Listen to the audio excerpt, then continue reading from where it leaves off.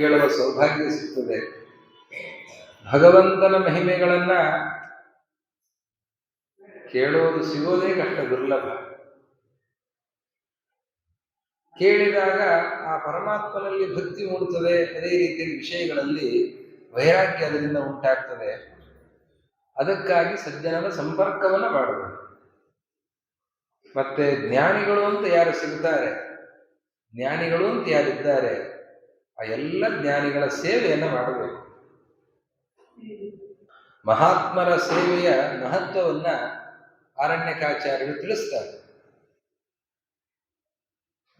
ಮಹಾತ್ಮರ ನಿಂದೆಯಿಂದ ಆಗುವಂತಹ ಅನರ್ಥ ಏನು ಅನ್ನೋದನ್ನು ತಿಳಿಸಿದ್ದಾರೆ. ದೊಡ್ಡವರನ್ನು ನಿಂದನೆ ಮಾಡೋದ್ರಿಂದ ಏನು ಅನರ್ಥ, ದೊಡ್ಡವರ ಸೇವೆಯನ್ನು ಮಾಡೋದ್ರಿಂದ ಎಂತಹ ಫಲ, ಸತ್ಫಲ ಪ್ರಾಪ್ತಿಯಾಗ್ತದೆ ಅನ್ನೋದನ್ನ ತಿಳಿಸ್ತಾರೆ. ದೊಡ್ಡವರು ಸಿಕ್ಕರೆ ಹುಡುಕೊಂಡು ಹೋಗ್ಬೇಕು, ಸಿಕ್ಕರೆ ಅಂತಲ್ಲ. ದೊಡ್ಡವರು ಎಲ್ಲಿದ್ದಾರೆ ತಿಳ್ಕೊಂಡು ಅಲ್ಲಿಗೆ ಹೋಗಿ ಅವರ ಸೇವೆಯನ್ನು ಮಾಡಬೇಕು. ಏನು ಸಾಧ್ಯವೋ ಅಂತಹ ಸೇವೆಯನ್ನು ಮಾಡಬೇಕು. ಅದರಿಂದ ಉತ್ತಮವಾದಂತಹ ಜ್ಞಾನ ಲಾಭ ಆಗ್ತದೆ. ಭರತರು, ಜಡಭರತ ರಘುಗಣರಾಜನಿಗೆ ಹೇಳಿರುವಂತಹ ಮಾತು, ರಘುಗಣೈತ ತಪಸಾನ ವಿದ್ಯೆಯ, ತತ್ವಜ್ಞಾನದ ಹಂಬಲದಿಂದ ನಾನು ಹೋಗ್ತಾ ಇದ್ದೇನೆ ಅಂತ ರಘುಗಣ ಹೇಳಿದೆ. ತತ್ವಜ್ಞಾನ ಪ್ರಾಪ್ತಿ ಆಗಬೇಕು ಅಂತಂದ್ರೆ ತಪಸ್ಸನ್ನ ಮಾಡ್ತೇನೆ, ತತ್ವಜ್ಞಾನ ಪ್ರಾಪ್ತಿಯಾಗ್ತದೆ. ನಾನು ಸಾಕಷ್ಟು ವಿದ್ಯಾವಂತನಾಗಿದ್ದೇನೆ, ನನಗೆ ತತ್ವಜ್ಞಾನ ಬರುತ್ತದೆ ಅಂತಂದ್ರೆ ಇದರಿಂದಲೂ ತತ್ವಜ್ಞಾನ ಬರೋದಲ್ಲ. ಅಂದ್ರೆ ಇದು ಬೇಡ ಅಂತ ಅಭಿಪ್ರಾಯ ಅಲ್ಲ, ಇದೆಲ್ಲವೂ ಕೂಡ ಬೇಕು. ತಪಸ್ಸು ಬೇಕು. ಇದಂತೆ ನಾ ತಪಸ್ಕಾಯ ಕೃಷ್ಣ ಹೇಳುವಾಗ ಯಾರು ತಪಸ್ವಿಗಳಲ್ಲವೋ ಅಂಥವ್ರಿಗೆ ಉಪದೇಶನೇ ಮಾಡಬೇಡ ಅಂತ ಹೇಳ್ತಾನೆ ಕೃಷ್ಣ. ತಪಸ್ಸು ಬೇಕು, ಇದೆಲ್ಲವೂ ಬೇಕು. ಎಲ್ಲದಕ್ಕಿಂತಲೂ ಪ್ರಧಾನವಾದದ್ದು ಯಾವುದು ಅಂದ್ರೆ ವಿನಾ ಮಹತ್ಪಾದ ರಜೋಭಿಷೇಕಂ, ಮಹಾತ್ಮರ ಪಾದದ ಹೊಡಿ ಎಲ್ಲಿಯ ತನಕ ಶಿರಸ್ಸಿನ ಮೇಲೆ ಬೀಳೋದಿಲ್ಲವೋ ಅಲ್ಲಿಯ ತನಕವೂ ತತ್ವಜ್ಞಾನದ ಪ್ರಾಪ್ತಿ ಆಗೋದಿಲ್ಲ. ಆದ್ದರಿಂದ ಮಹಾತ್ಮರ ಪಾದಕ್ಕೆ ಎರಗಬೇಕು, ಅವರ ಸೇವೆಯನ್ನು ಮಾಡಬೇಕು.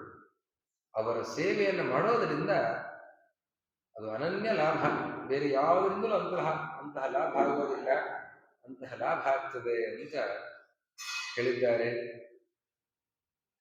ಈ ರೀತಿಯಲ್ಲಿ ಶಾಸ್ತ್ರವನ್ನ ಕೇಳಿ ಸ್ವಲ್ಪ ಮಟ್ಟಿಗೆ ಪುರಾಣಾದಿಗಳ ಶ್ರವಣವನ್ನ ಮಾಡಿ,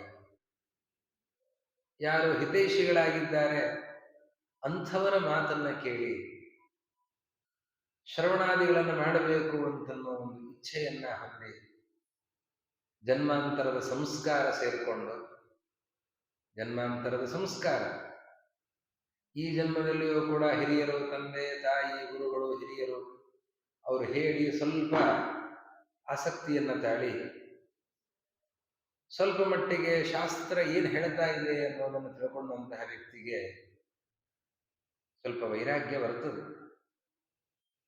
ವೈರಾಗ್ಯ ಬಂದ ಮೇಲೆ ಸಜ್ಜನರ ಸಂಪರ್ಕ, ಸಜ್ಜನರ ಸಂಪರ್ಕ ಆಗಬೇಕು ಅಂತಂದ್ರೆ ಅತ್ಯಂತ ಅಂತಃಕರಣ ಮಲಿನವಾಗಿರುವಂತಹ ವ್ಯಕ್ತಿ, ಅಂಥವನಿಗೆ ಸಜ್ಜನರ ಸಮಾಗಮವೇ ಆಗೋದಿಲ್ಲ, ಸಜ್ಜನರ ಸಂಪರ್ಕವೇ ಆಗೋದಿಲ್ಲ. ಸಜ್ಜನ ಸಂಪರ್ಕ ಆಗಬೇಕು ಅಂದ್ರೆ ಒಂದು ಅರ್ಹತೆ ಬೇಕು, ಇಷ್ಟೆಲ್ಲ ಸಂಪಾದನೆ ಆಗಬೇಕು. ಅಂಥವನಿಗೆ ಸಜ್ಜನರ ಸಂಪರ್ಕ ಆಗತ್ತೆ. ಸಜ್ಜನರ ಸಂಪರ್ಕದಿಂದ ಇನ್ನಷ್ಟು ಅವನ ವೈರಾಗ್ಯ ಹೆಚ್ಚಾಗ್ತದೆ. ಅದೇ ರೀತಿಯಲ್ಲಿ ಮಹಾತ್ಮರ ಸೇವೆಯನ್ನು ಮಾಡಬೇಕು ಅಂತ ಉತ್ಸುಕತೆ ಬರ್ತದೆ. ಅದರಿಂದ ಸೇವೆಯನ್ನು ಮಾಡ್ತಾನೆ. ಸೇವೆಯಿಂದ ಏನಾಗ್ತದೆ, ಅವರ ಅನುಗ್ರಹ ಆಗತ್ತೆ. ಈ ಸಂದರ್ಭದಲ್ಲಿ ನಾರದರ ಜನ್ಮಾಂತರದ ವೃತ್ತಾಂತವನ್ನು ಹೇಳ್ತಾರೆ. ನಾರದರು ಅವರು ಜನ್ಮಾಂತರದಲ್ಲಿ ದಾಸಿಯ ಪುತ್ರನಾಗಿದ್ದರು. ದಾಸಿಯ ಪುತ್ರನಾಗಿ ಅವರು ತಾಯಿ ಸೇವೆಗಳನ್ನು ಮಾಡ್ತಾಳೆ, ಕೆಲಸಗಳನ್ನು ಮಾಡ್ತಾ ಇದ್ದಾಳೆ. ತಾಯಿಯ ಜೊತೆ ಸೇರಿಕೊಂಡು ಈ ಬಾಲಕನು ಕೂಡ ಸೇವಾದಿಗಳನ್ನು ಮಾಡಿದ್ದಾನೆ. ಪರಮಾತ್ಮನ ಅನುಗ್ರಹ ವಿಶೇಷದಿಂದ ಸನ್ಯಾಸಿಗಳು ಚಾತುರ್ಮಾಸ್ಯಕ್ಕೆ ಅಂತ ಕೂತಿದ್ದಾರೆ. ಅವರ ಸೇವೆ ಮಾಡುವ ಅವಕಾಶ ಈ ಬಾಲಕನಿಗೆ ಸಿಕ್ಕಿದೆ. ನಿತ್ಯ ಏನು ಮಾಡ್ತಾ ಇದ್ದ ಅಂತಂದ್ರೆ ಅವರ ಉಚ್ಛಿಷ್ಟವನ್ನು ಸ್ವೀಕಾರ ಮಾಡೋದು, ಅವರ ಎಲೆಯನ್ನು ತೆಗೆಯೋದು. ಅದೇ ರೀತಿಯಲ್ಲಿ ಏನು ಅವಕಾಶ ಸಿಗುತ್ತೆ, ಅವರ ವಸ್ತ್ರಕ್ಷಾಲನವೋ ಮತ್ತೊಂದು ಏನು ಅವಕಾಶ ಸಿಗುತ್ತೆ ಅದನ್ನು ಮಾಡ್ತಾ ಇದ್ದ. ಚಾತುರ್ಮಾಸ್ಯ ಮುಗಿಯುವಲ್ಲಿಯ ತನಕವೂ ದಿನನಿತ್ಯವೂ ಆ ರೀತಿಯಲ್ಲಿ ಸೇವೆಯನ್ನು ಮಾಡಿದ್ದಾನೆ. ಹಾಗೆ ಸೇವೆಯನ್ನ ಮಾಡಿದ್ದರ ಪ್ರಭಾವ ಏನಾಯ್ತು ಅಂತಂದ್ರೆ ಅದನ್ನು ಗಮನಿಸಿದಾರ. ಗಮನಿಸಿ ಮೊದಲನೇ ದಿವಸವೇ ಅವನನ್ನು ನೋಡಿ ಕರೆದು ಉಪದೇಶ ಮಾಡೋದಿಲ್ಲ. ಅದು ಒಂದು ದಿವಸದಲ್ಲಿ ಇರ್ತದೆ, ಮತ್ತೆ ಮುಂದೆ ಹೇಗಿರ್ತದೆ ಗೊತ್ತಿಲ್ಲ. ಅದಕ್ಕಾಗಿ ಮೊದಲಿಗೆ ಏನನ್ನು ಹೇಳದೇನೆ ಅವನು 4 ತಿಂಗಳು ಸೇವೆ ಮಾಡೋ ತನಕ ಸುಮ್ಮನೆ ಅದನ್ನೆಲ್ಲ ಗಮನಿಸಿ ಅದಾದ ಮೇಲೆ ಕೊನೆಗೆ ಕರೀತಾರೆ. ಕರೆದು ಆ ಸನ್ಯಾಸಿಗಳು ಅವರು ಹೋಗುವ ಕಾಲದಲ್ಲಿ ಕರೆದು ತತ್ವೋಪದೇಶವನ್ನು ಮಾಡುತ್ತಾರೆ. ಭಗವಂತ ಹೇಗಿದ್ದಾನೆ, ಅವನ ಚಿಂತನೆಯನ್ನು ಹೇಗೆ ಮಾಡಬೇಕು, ಆ ಉಪದೇಶವನ್ನ ಸನ್ಯಾಸಿಗಳು ಮಾಡುತ್ತಾರೆ. ಆ ಉಪದೇಶವನ್ನ ಕೇಳಿದ ಮೇಲೆ ಜೀವನ ಪರಿವರ್ತನೆ ಆಗತ್ತೆ. ಜ್ಞಾನಿಗಳ ಉಪದೇಶದಿಂದ ಜೀವನ ಪರಿವರ್ತನೆ ಆಗತ್ತೆ. ಪರಮಾತ್ಮನ ಚಿಂತನೆಯನ್ನು ಮಾಡಬೇಕು ಅಂತ ಉತ್ಸುಕತೆ, ಅಪಾರವಾದ ಉತ್ಸುಕತೆ. ಅವನ ತಾಯಿಯೂ ಕೂಡ ಹೊರಟು ಹೋಗ್ತಾಳೆ, ಸರ್ಪ ಕಚ್ಚಿ ಪ್ರಾಣವನ್ನು ಕಳ್ಕೊಳ್ತಾಳೆ. ಇದು ಪರಮಾತ್ಮನ ಅನುಗ್ರಹ ಅಂತ ಭಾವಿಸ್ತಾನೆ. ದೇವರ ಅನುಗ್ರಹ ಆಯಿತು, ಗುರುಗಳು ಉಪದೇಶ ಮಾಡಿದ್ರು. ದೇವರ ಅನುಗ್ರಹ ಆಯಿತು, ತಾಯಿ ನನ್ನನ್ನು ಅಗಲಿದ್ದಾಳೆ. ಯಾಕೆ? ನಾನು ಧ್ಯಾನಕ್ಕೆ ಕೊಡುತ್ತೇನೆ ಅಂತಂದ್ರೆ ತಾಯಿ ಕೆಲಸವನ್ನು ಹೇಳ್ತಾ ಇದ್ದು, ಏನೋ ಕರಿತಾ ಇದ್ದು, ಊಟ ಮಾಡು ಅಂತ ಹೇಳ್ತಾ ಇದ್ದು. ಒಂದು ರೀತಿಯಲ್ಲಿ ಪರಮಾತ್ಮ ಇದು ನನಗೆ ಅನುಗ್ರಹವನ್ನೇ ಮಾಡಿದ್ದಾನೆ ಅಂತ ಭಾವಿಸಿ ಕಾಡಿಗೆ ಹೋಗ್ತಾನೆ. ಕಾಡಿಗೆ ಹೋಗಿ ತಪಸ್ಸನ್ನ ಮಾಡಿ ಪರಮಾತ್ಮನ ಸಾಕ್ಷಾತ್ಕಾರ ಆಗುತ್ತೆ ಅಂತ. ಅದು ಜನ್ಮಾಂತರದಲ್ಲಿ ದಾಸಿಯ ಪುತ್ರನಾಗಿ ಬಂದಾಗ ಆವಾಗ ಈ ರೀತಿಯಲ್ಲಿ ಪರಮಾತ್ಮನ ಸೇವೆ, ಗುರುಗಳ ಸೇವೆಯಿಂದ ಇಂತಹ ಫಲ ಸಿಕ್ತು. ಇದು ಸಿಕ್ಕಿದ್ದು ಯಾವುದರಿಂದ ಅಂತಂದ್ರೆ ಮಹಾತ್ಮರ ಸೇವೆಯಿಂದ. ಮಹಾತ್ಮರ ಸೇವೆಯಿಂದ ಸಿಕ್ಕಂತಹ ಫಲ. ಒಂದು ಸಾಧನೆಗೆ ಅವಕಾಶ, ಒಂದೊಂದೇ ಮೆಟ್ಟಿಲ ಮೇಲೆ ಹೋಗ್ಲಿಕ್ಕೆ ಸಾಧ್ಯ ಆಗುತ್ತೆ. ಅದಕ್ಕೇನು ಮಾಡಬೇಕು ಅಂತಂದ್ರೆ ಮಹಾತ್ಮರ ಸೇವೆ ಮಾಡಬೇಕು. ಪ್ರತ್ಯಕ್ಷವಾಗಿ ಯಾವ ಹಿರಿಯರಿದ್ದಾರೆ, ಜ್ಞಾನಿಗಳು ಇದ್ದಾರೆ, ಯಾರಲ್ಲಿ ನಮಗೆ ಶ್ರದ್ಧೆ ಬರುತ್ತದೆ ಆ ಎಲ್ಲ ಹಿರಿಯರ ಸೇವೆಯನ್ನು ಮಾಡಬೇಕು. ಅದರ ಜೊತೆಯಲ್ಲಿ ಪರೋಕ್ಷರಾಗಿರುವಂತಹ ಹಿರಿಯರು, ಜ್ಞಾನಿಗಳು ಅನೇಕ ಜನ ಮಹನೀಯರಿದ್ದಾರೆ. ಟೀಕಾಕೃತ್ಪಾದರು, ವಾದಿರಾಜರು, ರಘುತ್ತಮರು, ವ್ಯಾಸರಾಜರು, ರಾಯರು, ಎಲ್ಲಾ ಮಹನೀಯರ ಸನ್ನಿಧಾನಕ್ಕೆ ಹೋಗಬೇಕು. ಶ್ರೀಪಾದರಾಜರು, ವಿಜಯದಾಸರು, ಗೋಪಾಲದಾಸರು, ಎಲ್ಲ ಮಹನೀಯರ ಅನುಗ್ರಹವೂ ಬೇಕು. ಎಲ್ಲ ಮಹನೀಯರ ಅನುಗ್ರಹ ಇದ್ರೆ ಮಾತ್ರ ಪರಮಾತ್ಮ ಅನುಗ್ರಹ ಆಗಲಿಕ್ಕೆ ಸಾಧ್ಯ. ಯಾರೆಲ್ಲೋ ನಾವು ತಿರಸ್ಕಾರಾದಿಗಳನ್ನು ಮಾಡ್ತೇವೆ ಅಂತಂದ್ರೆ ಅದು ಉತ್ತಮರಲ್ಲ. ವಿಷ್ಣು ಭಕ್ತರಾದವರು ನಮಗಿಂತ ಯೋಗ್ಯತೆಯಲ್ಲಿ ಚಿಕ್ಕವರಾದರೂ ಅವರ ನಿಂದನ, ಅವರ ತಿರಸ್ಕಾರಾದಿಗಳನ್ನು ಮಾಡಿದ್ರೆ ಪರಮಾತ್ಮ ಮೆಚ್ಚೋದಿಲ್ಲ. ದುರ್ವಾಸನ ಕಥೆಯನ್ನು ನಾವು ಕೇಳ್ತೇವೆ. ದುರ್ವಾಸರು ಅಂಬರೀಷ ರಾಜನಿಗೆ ಅಪಚಾರವನ್ನು ಮಾಡಿದ್ದಾರೆ. ಎಲ್ಲಿಯ ದುರ್ವಾಸರು, ಎಲ್ಲಿ ಅಂಬರೀಷ? ರುದ್ರಾಂಶ ಸಂಭೂತರು. ಅವರ ಸ್ಥಾನ, ಅವರ ಯೋಗ್ಯತೆ, ಅವರ ಜ್ಞಾನ, ಅವರ ತಪಸ್ಸು, ಅವರ ವಿದ್ಯೆ ಅದು ಎಷ್ಟು ದೊಡ್ಡದು. ಅಂಬರೀಷ ರಾಜ ಎಲ್ಲಿ? ಕರಮಜ ದೇವತೆಗಳ ಕಕ್ಷೆಯಲ್ಲಿ ಬರುವಂತಹ, ಅವನು ತುಂಬಾ ಕೆಳಗಿರುವಂತಹ ವಿಷ್ಣು ಭಕ್ತ. ಆದರೆ ವಿಷ್ಣು ಭಕ್ತನಾಗಿರುವ ಅಂಬರೀಷನಿಗೆ ಅಪಚಾರ ಆಯಿತು. ನಿಷ್ಕಾರಣವಾಗಿ ಅಂಬರೀಷನ ಮರಣಕ್ಕೆ ಅವರು ಪ್ರಯತ್ನವನ್ನು ಮಾಡಿದ್ದಾರೆ, ಕೃತ್ಯ ಸೃಷ್ಟಿಯನ್ನು ಮಾಡಿದ್ದಾರೆ. ಪರಮಾತ್ಮ ಬಿಡೋದಿಲ್ಲ, ತನ್ನ ಚಕ್ರವನ್ನ ಪ್ರಯೋಗ ಮಾಡಿದ್ದಾನೆ. ಅಂದ್ರೆ ಚಕ್ರ ಮೊದಲೇ ಇದೆ, ಅಂಬರೀಷರಾಜನ ಬಳಿಯಲ್ಲಿ ಪರಮಾತ್ಮ ಮೊದಲೇ ಇಟ್ಟಿದ್ದಾನೆ ಚಕ್ರ, ನಿನ್ನ ಹತ್ರನೇ ಇರಲಿ ಅಂತ. ಆ ಚಕ್ರ ಬರ್ತದೆ, ಅಟ್ಟಿಸಿಕೊಂಡು ಬರ್ತದೆ. ದುರ್ವಾಸರು ಅವರು ಸತ್ಯಲೋಕಕ್ಕೆ ಹೋಗ್ತಾರೆ, ಕೈಲಾಸಕ್ಕೆ ಹೋಗ್ತಾರೆ, ವೈಕುಂಠಕ್ಕೆ ಹೋಗ್ತಾರೆ. ಪರಮಾತ್ಮನ ಹತ್ರ ಹೋಗಿ ಕೇಳಿದ್ರು ರಕ್ಷಣೆ ಮಾಡ್ಲಿಕ್ಕೆ ಆಗೋದಿಲ್ಲ ಅಂತ ಪರಮಾತ್ಮ. ನೀನು ಎಲ್ಲಿ ಅಪರಾಧವನ್ನು ಮಾಡಿದ್ದಿ ಅಲ್ಲೇ ಪರಿಹಾರ ಮಾಡಿಕೊಳ್ಬೇಕು. ಅಂಬರೀಷನ ಹತ್ತಿರನೇ ಹೋಗಿ ನೀನು ಪರಿಹಾರ ಮಾಡಿಕೊಳ್ಬೇಕು ಅಂತ ಪರಮಾತ್ಮನು ಕೂಡ ಕಳಿಸಿರ್ತಾರೆ. ಈ ಸಂದರ್ಭದಲ್ಲಿ ಆದಿರಾಜರು ಹೇಳ್ತಾರೆ, ನೋಡಿ, ಯೋಗ್ಯತೆಯಲ್ಲಿ ದೊಡ್ಡವರಾಗಿರಬಹುದು, ಬೇರೆ ಅಪರಾಧಗಳು ಬಂಧಕ ಆಗೋದಿಲ್ಲ. ಆದರೆ ವಿಷ್ಣು ಭಕ್ತರ ದ್ರೋಹ ಇದೆಯಲ್ಲ, ಅದು ಅಪರೋಕ್ಷ ಜ್ಞಾನಿಗಳಿಗೂ ದೇವತೆಗಳಿಗೂ ಬಂಧಕ ಆಗ್ತದೆ, ಮೋಕ್ಷ ಪ್ರತಿಬಂಧಕ ಆಗ್ತದೆ. ಆದ್ದರಿಂದ ಎಂದೆಂದಿಗೂ ಕೂಡ ವಿಷ್ಣು ಭಕ್ತರನ್ನು ದ್ವೇಷಿಸಬಾರದು, ಅವರಿಗೆ ದ್ರೋಹವನ್ನು ಮಾಡಬಾರದು. ಎಲ್ಲ ವಿಷ್ಣು ಭಕ್ತರನ್ನು ಕೂಡ ಗೌರವಿಸಬೇಕು. ಭಸ್ಮಸಾತ್ ಕುರುಮಾಧವ ಅಂತ ವೈಷ್ಣವ ದ್ರೋಹ ಹೇತುವೊಮ್ಮೆ ಭಸ್ಮಸಾತ್ ಕುರುಮಾಧವ ಅಂತ ನಿತ್ಯ ದೇವರಲ್ಲಿ ಕೇಳ್ಕೊಳ್ತೇವೆ. ಕೇಳಿಕೊಂಡು ದೇವರ ಪೂಜೆಯಲ್ಲಿ ಬಾಯ್ಪಾಠ ಆಗಿರ್ತದೆ, ಅದನ್ನು ಹಾಗೆ ಹೇಳಿಬಿಡೋದು. ಆಮೇಲೆ ಮತ್ತೆ ಬಂದು ಅವ್ರು ಹಾಗೆ ಇವ್ರು ಹೀಗೆ ಅಂತ ಎಲ್ಲ ಸ್ವಾಮಿಗಳನ್ನು ಬೈಯೋದು, ವಿದ್ವಾಂಸರನ್ನು ಬೈಯೋದು, ವಿಷ್ಣು ಭಕ್ತರನ್ನು ಬೈಯೋದು. ಹಾಗೆ ನಿಂದನೆಯನ್ನ ಮಾಡ್ತಾ ಇದ್ರೆ ಪರಮಾತ್ಮನಿಗೆ ಸಂತೋಷ ಆಗ್ತದೆ? ಖಂಡಿತವಾಗಿ ಆಗೋದಿಲ್ಲ.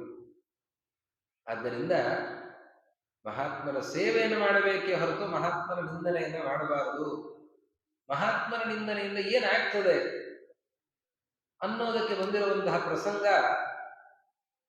ಅರ್ಜುನ ಅವನು ಯುದ್ಧ ಮಾಡ್ತಾ ಇದ್ದ, ಬಂದಾಗ ಧರ್ಮರಾಜು ಬಹಳ ಸಂತೋಷದಿಂದ ಅವರ ಸ್ವಾಗತವನ್ನು ಮಾಡ್ತಾನಂತ.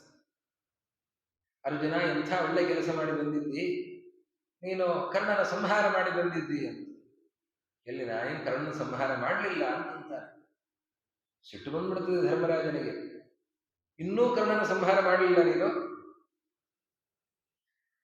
ಯಾಕೆ ಇಟ್ಕೊಂಡಿದ್ದೀಯ ಗಾಂಡಿಯವನ್ನ? ಕೊಟ್ಬಿಡ ಆ ಗಾಂಡಿಯವ ಸುಮ್ಮನೆ ಅಂತ ಹೇಳಿ ಚೆನ್ನಾಗಿ ಬೈದು ಬಿಡುತ್ತಾನೆ ಧರ್ಮರಾಜ. ಅರ್ಜುನ ಖಡ್ಗ ತೆಗಿತಾನೆ. ಕೃಷ್ಣ ಕೇಳ್ತಾನೆ, ಯಾಕಪ್ಪ ಖಡ್ಗ ತೆಗೆದಿದ್ದೀಯ ಅಂತ ಕೇಳ್ತಾನೆ. ಅದಕ್ಕೆ, ಇಲ್ಲ, ಗಾಂಡೀಯವನ್ನ ಕೊಟ್ಟು ಬಿಡು ಅಂತ ಯಾರಾದರೂ ಹೇಳಿದ್ರೆ ನಾನು ಅವರ ಸಂಹಾರ ಮಾಡುತ್ತೇನೆ ಅಂತ ಪ್ರತಿಜ್ಞೆ ಮಾಡಿದ್ದೆ. ಈಗ ಅಣ್ಣ ಗಾಂಡೀಯವನ್ನು ಕೊಟ್ಟು ಬಿಡು ಅಂತ ಹೇಳ್ತಾ ಇದ್ದಾನೆ, ನಾನು ನನ್ನ ಪ್ರತಿಜ್ಞೆ ಪೂರ್ಣ ಮಾಡಬೇಕಾಗಿದೆ ಅಂತಂದ. ಕೃಷ್ಣ ಅಂದ, ಮೂರ್ಖ ಇದ್ದೀನಿ ನೀನು ಧರ್ಮರಾಜನ ತಲೆ ತೆಗೆಯೋದ? ಏನು ಮಾಡ್ಲಿಕ್ಕೆ ಹೊರಟಿದ್ದಿ? ಮತ್ತೆ ಪ್ರತಿಜ್ಞೆ ಮುಖ್ಯಲ್ಲ ಕೃಷ್ಣ ಅಂತಂದ. ಕ್ಷತ್ರಿಯರಿಗೆ ಅದರಲ್ಲಿಯೂ ಕೂಡ ಕೊಟ್ಟ ಮಾತನ್ನು ನಡೆಸಲೇಬೇಕು. ಪ್ರತಿಜ್ಞೆ ಮಾಡಿದ ಮೇಲೆ ಅದನ್ನು ನಡೆಸಲೇಬೇಕು. ಹಾಗಾದ್ರೆ ಒಂದು ಕೆಲಸ ಮಾಡು, ನೀನು ಧರ್ಮರಾಜನನ್ನು ಬೈದು ಬಿಡು ಅಂತ. ಚೆನ್ನಾಗಿ ಬೈದು ಬಿಡುತ್ತಾನೆ ಧರ್ಮರಾಜನನ್ನ ಅರ್ಜುನ. ಚೆನ್ನಾಗಿ ಬೈತಾನೆ, ಅವನಿಗೆ ಸಿಟ್ಟು ಬರುವಷ್ಟು ಬೈತಾನೆ. ಮತ್ತೆ ಖಡ್ಗ ತೆಗಿತಾನಂತ. ಈಗ ಯಾಕಪ್ಪ ಮತ್ತೆ ಖಡ್ಗ ತೆಗಿತೀನಿ ಅಂತ ಕೇಳಿದಂತೆ ಕೃಷ್ಣ. ಇಲ್ಲ, ನಾನು ನನ್ನ ಶಿರಚ್ಛೇದ ಮಾಡ್ಕೊಳ್ಬೇಕಾಗಿದೆ ಅಂತಂದ. ಯಾಕೆ ಅಂತ ಕೃಷ್ಣ ಕೇಳಿದ. ಇಲ್ಲ, ಅಣ್ಣನನ್ನ ನಿಂದನೆ ಮಾಡಿದ್ದಕ್ಕೆ ಅಪರಾಧ ಆಗಿದೆ, ಅದಕ್ಕೆ ಆತ್ಮ ಶಿರಚ್ಛೇದ ಮಾಡ್ಕೊಳ್ಬೇಕಾಗಿದೆ. ಹಾಗಾದ್ರೆ ಕೆಲಸ ಮಾಡು, ನೀನು ಹೊಗಳ್ಕೋ ಅಂತ ಹೇಳಿದ್ರು. ನಿನ್ನ ಪ್ರಶಂಸೆಯನ್ನು ಮಾಡಿಕೋ ಅಂತ. ನಿನ್ನ ಪ್ರಶಂಸೆಯನ್ನು ಮಾಡು ಅಂತಂದ್ರೆ ಭಾರಿ ಪ್ರಶಂಸೆ ಮಾಡಿದ್ದಂತೆ. ನಾವು ನಿತ್ಯ ಮಾಡ್ತಾ ಇರೋದು ಅದನ್ನು. ಆತ್ಮ ಪ್ರಶಂಸೆಯನ್ನು ಮಾಡ್ತೇವೆ, ದೊಡ್ಡವರ ನಿಂದನೆಯನ್ನು ಮಾಡ್ತೇವೆ. ದೊಡ್ಡವರ ನಿಂದನೆಯನ್ನು ಮಾಡುವುದರಿಂದ ದೊಡ್ಡವರ ಹತ್ಯೆಯನ್ನು ಮಾಡಿದಂತಹ ಅಪರಾಧ. ಆತ್ಮ ಪ್ರಶಂಸೆಯನ್ನು ಮಾಡಿಕೊಳ್ಳುವುದರಿಂದ ಆತ್ಮಹತ್ಯೆಯನ್ನು ಮಾಡಿಕೊಳ್ಳುವಂತಹ ಅಪರಾಧ. ಆತ್ಮ ಪ್ರಶಂಸೆಯನ್ನು ಮಾಡಿಕೊಳ್ಳಬಾರದು, ಇನ್ನೊಬ್ಬರ ನಿಂದನೆ ಮಾಡಬಾರದು. ಶಾಸ್ತ್ರ ಹೇಳುತ್ತೆ, ಧರ್ಮ ಕ್ಷರತಿ ಕೀರ್ತನ ಅಂತ. ಒಳ್ಳೆಯದನ್ನ ಹೊಗಳ್ಕೊಳ್ಬಾರದು, ಹೇಳ್ಕೊಳ್ಬಾರದು, ಕೆಟ್ಟದ್ದನ್ನ ಹೇಳ್ಕೊಳ್ಬೇಕು ಅಂತ ಹೇಳುತ್ತೆ. ನಾವು ವಿಪರೀತವಾಗಿ ಮಾಡ್ತೇವೆ. ನಾವು ಮಾಡದೇ ಇರುವಂತಹ, ಮಾಡಿದ್ದು ಅಲ್ಪ ಸ್ವಲ್ಪ, ಅದನ್ನ ಹೇಳ್ಕೊಳ್ತೇವೆ. ನಮ್ಮ ಬಗ್ಗೆ ಗೊತ್ತಿಲ್ಲ ನಿಮ್ಗೆ, ನಾವು ಹೀಗೆ ಮಾಡಿದ್ದೇವೆ ಅಂತ. ಕೆಟ್ಟದ್ದು ಏನಿರುತ್ತದೆ ಅದನ್ನ ಮುಚ್ಚಿಡುತ್ತೇವೆ, ಅದನ್ನ ಇನ್ನೊಬ್ಬರ ಮುಂದೆ ಹೇಳೋದಿಲ್ಲ. ಆದರೆ ಕೆಟ್ಟದ್ದನ್ನ ಹೇಳ್ಕೊಳ್ಬೇಕಂತ, ಒಳ್ಳೆಯದನ್ನ ಬಚ್ಚಿಡಬೇಕಂತ. ಅರ್ಜುನ ಆತ್ಮ ಪ್ರಶಂಸೆಯನ್ನು ಮಾಡಿಕೊಂಡ, ಅದು ಆತ್ಮಹತ್ಯೆ ಅಂತಾಯ್ತು. ಆವಾಗ ಧರ್ಮರಾಜನ ಸಿಟ್ಟು ಬಂತು. ನನ್ನನ್ನು ಬೈತಾ ಇದ್ದಾನೆ, ತನ್ನನ್ನು ಹೊಗಳ್ಕೊಳ್ತಾ ಇದ್ದಾನೆ ಅಂತ ಧರ್ಮರಾಜನ ಸಿಟ್ಟು ಬಂತು. ಆವಾಗ ಕೃಷ್ಣ ಇಷ್ಟೆಲ್ಲ ಕಥೆ ಹೇಳಿದ. ನಿನ್ ತಲೆ ತೆಗಿಲಿಕ್ಕೆ ಹೊರಟಿದ್ದ ನಿನ್ ತಮ್ಮ, ಅದಕ್ಕೆ ನಾನು ಇಷ್ಟೆಲ್ಲ ವ್ಯಾಪಾರ ಮಾಡಿಸಿದ್ದೇನೆ ಅಂತ. ಹೀಗೆ ದೊಡ್ಡವರ ನಿಂದನೆಯಿಂದ ಆಗುವಂತಹ ಅನರ್ಥ ಎಂಥದ್ದು, ಆತ್ಮ ಪ್ರಶಂಸೆಯಿಂದ ಆಗುವಂತಹ ಅನರ್ಥ ಎಂಥದ್ದು, ಅದನ್ನೆಲ್ಲವನ್ನು ಕೂಡ ನಿರೂಪಣೆ ಮಾಡ್ತಾರೆ. ನಿರೂಪಣೆ ಮಾಡಿ ಅದಕ್ಕೆ ಆತ್ಮ ಸಂಯಮ ಬೇಕು, ಮನಸ್ಸಿನ ನಿಗ್ರಹ ಬೇಕು ಅಂತ ಅದನ್ನ ಹೇಳಿ ಇಂದ್ರಿಯಗಳ ಜಯ ಸಂಪಾದನೆ ಮಾಡಿಕೊಡಬೇಕು. ನಮ್ಮ ಇಂದ್ರಿಯಗಳನ್ನ ನಮ್ಮ ಹತೋಟಿಯಲ್ಲಿ ಇಟ್ಕೊಳ್ಬೇಕು. ಇಷ್ಟು ಬಂತು ಅಂತಾದ್ರೆ ಇಂದ್ರಿಯಗಳೆಲ್ಲವೂ ಕೂಡ ಬೇಕಾಬಿಟ್ಟು ಹೋಗಬಾರದು.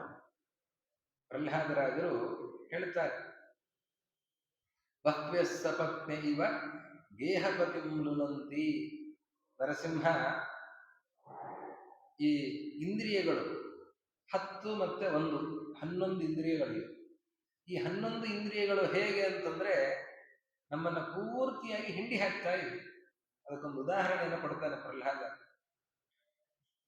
ಒಬ್ಬ ಗಂಡ, ಆ ಗಂಡನಿಗೆ ಅನೇಕ ಹೆಂಡತಿಯರಿದ್ದಾರೆ. ಅವನ ಕಥೆ ಏನ್ ಕೇಳ್ತೀರ? ಒಬ್ಬಳು ಒಂದ್ ಕಡೆ ಎಳಿತಾಳೆ, ಮತ್ತೊಂದ್ ಕಡೆ. ಅಲ್ಲಿಗೆ ಹೋಗೋಣ ಅಂತ ಒಬ್ಬಳು, ಇನ್ನೊಂದ್ ಕಡೆ ಹೋಗೋಣ ಅಂತ ಇನ್ನೊಬ್ಬಳು. ಇರೋದು ಒಬ್ಬ ಗಂಡ. ಅವನಿಗೆ ಗಂಡಾಂತರವೇ. ಏನ್ ಮಾಡ್ಬೇಕು ಅವನು? ಯಾರು ಎಲ್ಲಿ ಕರೀತಾರೆ ಎಲ್ಲಿಗೆ ಹೋಗ್ಬೇಕು ಅವನು. ಅಲ್ಲಿಗೆ ಹೋದ್ರೆ ಇನ್ನೊಬ್ಳಿ ಸಿಟ್ಟು ಬರ್ತದೆ, ಇವಳು ಕರೀತಾ ಇದ್ದಾಳೆ ಅಂತ ಅಲ್ಲಿಗೆ ಹೋದ್ರೆ ಇನ್ನೊಬ್ಳಿ ಸಿಟ್ಟು ಬರ್ತದೆ. ಹಾಗೆ ಇದು ನಮ್ಮೆಲ್ಲರ ಪರಿಸ್ಥಿತಿಯು ಅದೇ ಆಗಿದೆ ಅಂತಂತಾರೆ ಪ್ರಹ್ಲಾದರಾಜರಂತಾರೆ. ಕಣ್ಣು ಜಿಹ್ವೈಕತೋಚ್ಯುತ ವಿಕರ್ಷತಿ ಮಾ ವಿತೃಪ್ತ ಚೇತೋನ್ಯತಃ ಸ್ವಗುದರಂ. ಎಲ್ಲ ಇಂದ್ರಿಯಗಳು, ನಾಲಿಗೆ ಅದರ ಚಾಪಲ್ಯ, ಅದು ರಸವತ್ತಾದ ಪದಾರ್ಥಗಳನ್ನು ಸವಿಬೇಕು ಅಂತ ಅದು ಬಯಸುತ್ತೆ. ಅದಾದ್ಮೇಲೆ ಕಣ್ಣು ಅದು ಯಾವುದೋ ರೂಪವನ್ನು ಬಯಸುತ್ತೆ, ಕಿವಿ ಯಾವುದೋ ಶಬ್ದವನ್ನು ಕೇಳಬೇಕು ಅಂತ ಅದು ಬಯಸುತ್ತದೆ. ಅದೇ ರೀತಿಯಲ್ಲಿ ತ್ವಗಿಂದ್ರಿಯ ಯಾವುದೋ ಸ್ಪರ್ಶವನ್ನು ಬಯಸ್ತದೆ, ಘ್ರಾಣೇಂದ್ರಿಯ ಗಂಧವನ್ನ. ಹೀಗೆ ಎಲ್ಲ ಇಂದ್ರಿಯಗಳು, ಕರ್ಮೇಂದ್ರಿಯಗಳು ಅಷ್ಟೇ. ಪಾದ ಎಲ್ಲಿಗೂ ಹೋಗಬೇಕು ಅಂತದ ಅಪೇಕ್ಷೆ. ಆಮೇಲೆ ಕೈಗಳು, ಎಲ್ಲ ಇಂದ್ರಿಯಗಳು ಕೂಡ ತಮ್ಮ ತಮ್ಮ ವಿಷಯಗಳನ್ನ ಅಪೇಕ್ಷಿಸ್ತಾ ಇವೆ. ಆ ವಿಷಯಗಳ ಕಡೆಗೆ ಹೋಗಬೇಕು ಅಂತ ಇರೋದು ಒಬ್ಬ ಜೀವ. ಅವನಿಗೆ 11 ಇಂದ್ರಿಯಗಳು. ಈ 11 ಇಂದ್ರಿಯಗಳು 11 ಮಡದಿಯರಿದ್ದ ಹಾಗೆ ಎಲ್ಲ ಕಡೆ ಎಳೆದು ಹಾಕಿ ಅವನನ್ನು ನಿರ್ವಿಣ್ಣನನ್ನಾಗಿ ಮಾಡ್ತಾ ಇದ್ದಾರೆ. ಆದ್ದರಿಂದ ಇಂದ್ರಿಯಗಳ ಜಯ ಸಂಪಾದನೆ ಮಾಡಿಕೊಳ್ಳಬೇಕು. ಅದಕ್ಕೆ ಒಂದೊಂದನ್ನೇ ಹೇಳ್ತಾರೆ, ಮೌನವನ್ನ ಅಭ್ಯಾಸ ಮಾಡಿ. ಒಂದು ವಾಗೇಂದ್ರಿಯ ಉಪರತಿ. ಏಕಾದಶಿ ಬಂತು. ಏಕಾದಶಿ ಬಂತು ಅಂತಂದ್ರೆ ಎಲ್ಲ ಇಂದ್ರಿಯಗಳ ಉಪರಮ ಆಗಬೇಕು. ಎಲ್ಲ ಇಂದ್ರಿಯಗಳು ಕೂಡ ಎಲ್ಲೆಲ್ಲಿಗೂ ಹೋಗಬಾರದು. ಅದಕ್ಕೆ ಏಕಾದಶ ಇಂದ್ರಿಯಗಳ ನಿಗ್ರಹಕ್ಕೂ ಇರುವಂಥದ್ದು ಏಕಾದಶಿ. ಬಹಳ ಮಹತ್ವದ್ದಿದೆ. ಇವತ್ತು ವಿಜ್ಞಾನಿಗಳು ಹೇಳ್ತಾರೆ, ಸಂಶೋಧಕರು ಅನೇಕ ಜನ ಹೇಳ್ತಾರೆ, ಒಮ್ಮೆ ಆದರೂ ಉಪವಾಸ ಮಾಡಬೇಕು. 15 ದಿವಸಕ್ಕೆ ಒಮ್ಮೆ ಉಪವಾಸ ಮಾಡಿದ್ರೆ ಆವಾಗ ದೇಹದ ಈ ತಂತ್ರ ಏನು ನಡೀತಾ ಇದೆ, ಈ ಎಲ್ಲ ಒಳಗಡೆ ಇರುವಂತಹ ಯಂತ್ರ, ಆ ಯಂತ್ರ ಇದು ಒಂದು ಕೆಲಸವನ್ನು ಮಾಡ್ತಾ ಇದೆ. ನಿರಂತರವಾದ ಕೆಲಸ ಹಾಗೆ ನಡೀತಾ ಇತ್ತು ಅಂತಾದ್ರೆ ಅನೇಕ ಬಾಧಕಗಳಿವೆ. ಆದ್ದರಿಂದ ಒಂದು ದಿವಸ ವಿಶ್ರಾಂತಿಯನ್ನು ಕೊಟ್ರೆ, ಆಹಾರದ ವಿಶ್ರಾಂತಿಯನ್ನು ಕೊಟ್ರೆ ಆವಾಗ ದೇಹ ಸ್ಥಿರವಾಗಿರುತ್ತದೆ, ಮತ್ತೆ ಆರೋಗ್ಯ ಸುಧಾರಣೆ ಆಗ್ತದೆ ಅಂತ. ಅದಕ್ಕೆ ಅವ್ರು ಹೇಳ್ತಾರೆ ಅಂತ ಯಾವತ್ತೋ ಒಂದು ದಿವಸ ಮಾಡೋದಲ್ಲ. ಅವರು ಸಂಶೋಧನೆ ಮಾಡಿ ತಿಳಿತಾ ಇದ್ದಾರೆ. ಇವತ್ತು ಅವರು ಹೇಳಿದ್ದಾರೆ ಅಂತ ನಮ್ಮವರಿಗೆ ಬಹಳಷ್ಟು ವಿಶ್ವಾಸ, ಸಂತೋಷ. ಅದರಿಂದಲಾದರೂ ತಿಳಿಯಲಿ. ಏಕಾದಶಿಯ ಮಹತ್ವವನ್ನ ವೇದವ್ಯಾಸರು ಎಷ್ಟು ಪುರಾಣಗಳಲ್ಲಿ ತಿಳಿಸಿದ್ದಾರೆ, ಎಷ್ಟು ಕಡೆಗಳಲ್ಲಿ ಹೇಳಿದ್ದಾರೆ. ಕೃಷ್ಣಾಮೃತ ಮಹಾರಣವದಲ್ಲಿ ಪುನಃ ಪುನಃ ಏಕಾದಶಿಯ ಮಹತ್ವವನ್ನ ಶ್ರೀಮದ್ ಆಚಾರ್ಯರು ತಿಳಿಸ್ತಾ ಇದ್ದಾರೆ. ಏಕಾದಶಿ ಉಪವಾಸದ ಒಂದು ಉಪವಾಸವನ್ನ ಮಾಡೋದರಿಂದಾಗಿ ಎಲ್ಲ ನಿಯಂತ್ರಣಕ್ಕೆ ಬರ್ತದೆ ಅಂತ. ದ್ವಂದ್ವ ದುಃಖಾನಲಿ ವೀರಃ ಮಾತ್ಸರ್ಯೇಣ ವಿಮತ್ಸರಃ ತತ್ಯಾಜಮತ್ವಾ ತಸ್ಯಾಸು ಅಶನಾದಿ ಇಂಧನಾಯಿತಂ. ಆಹಾರವನ್ನು ಹಾಕ್ತಾ ಇದ್ರೆ ಅದು ಮನಸ್ಸಿಗೆ, ಆಸೆಗಳಿಗೆ ಅದು ಆಹಾರವನ್ನ ಕೊಟ್ಟಂತೆ. ಬೆಂಕಿ ಉರಿತಾ ಇದ್ರೆ ಆ ಬೆಂಕಿಗೆ ಇನ್ನಷ್ಟು ಕಟ್ಟಿಗೆ ಹಾಕಿ ತುಪ್ಪ ಹಾಕಿದ್ರೆ ಏನಾಗತ್ತೆ? ಇನ್ನಷ್ಟು ಜೋರಾಗಿರುತ್ತೆ. ಹಾಗೆ ಈ ಅಶನಾದಿ ಇಂಧನಾಯುತಂ, ಆದ್ದರಿಂದ ಎಷ್ಟು ಸಾಧ್ಯವೋ ಅಷ್ಟು ನಿಯಂತ್ರಣವನ್ನು ಮಾಡಬೇಕು. ಕನಿಷ್ಠ ಪಕ್ಷ ಒಂದು ಉಪವಾಸವನ್ನಾದರೂ ಮಾಡಬೇಕು.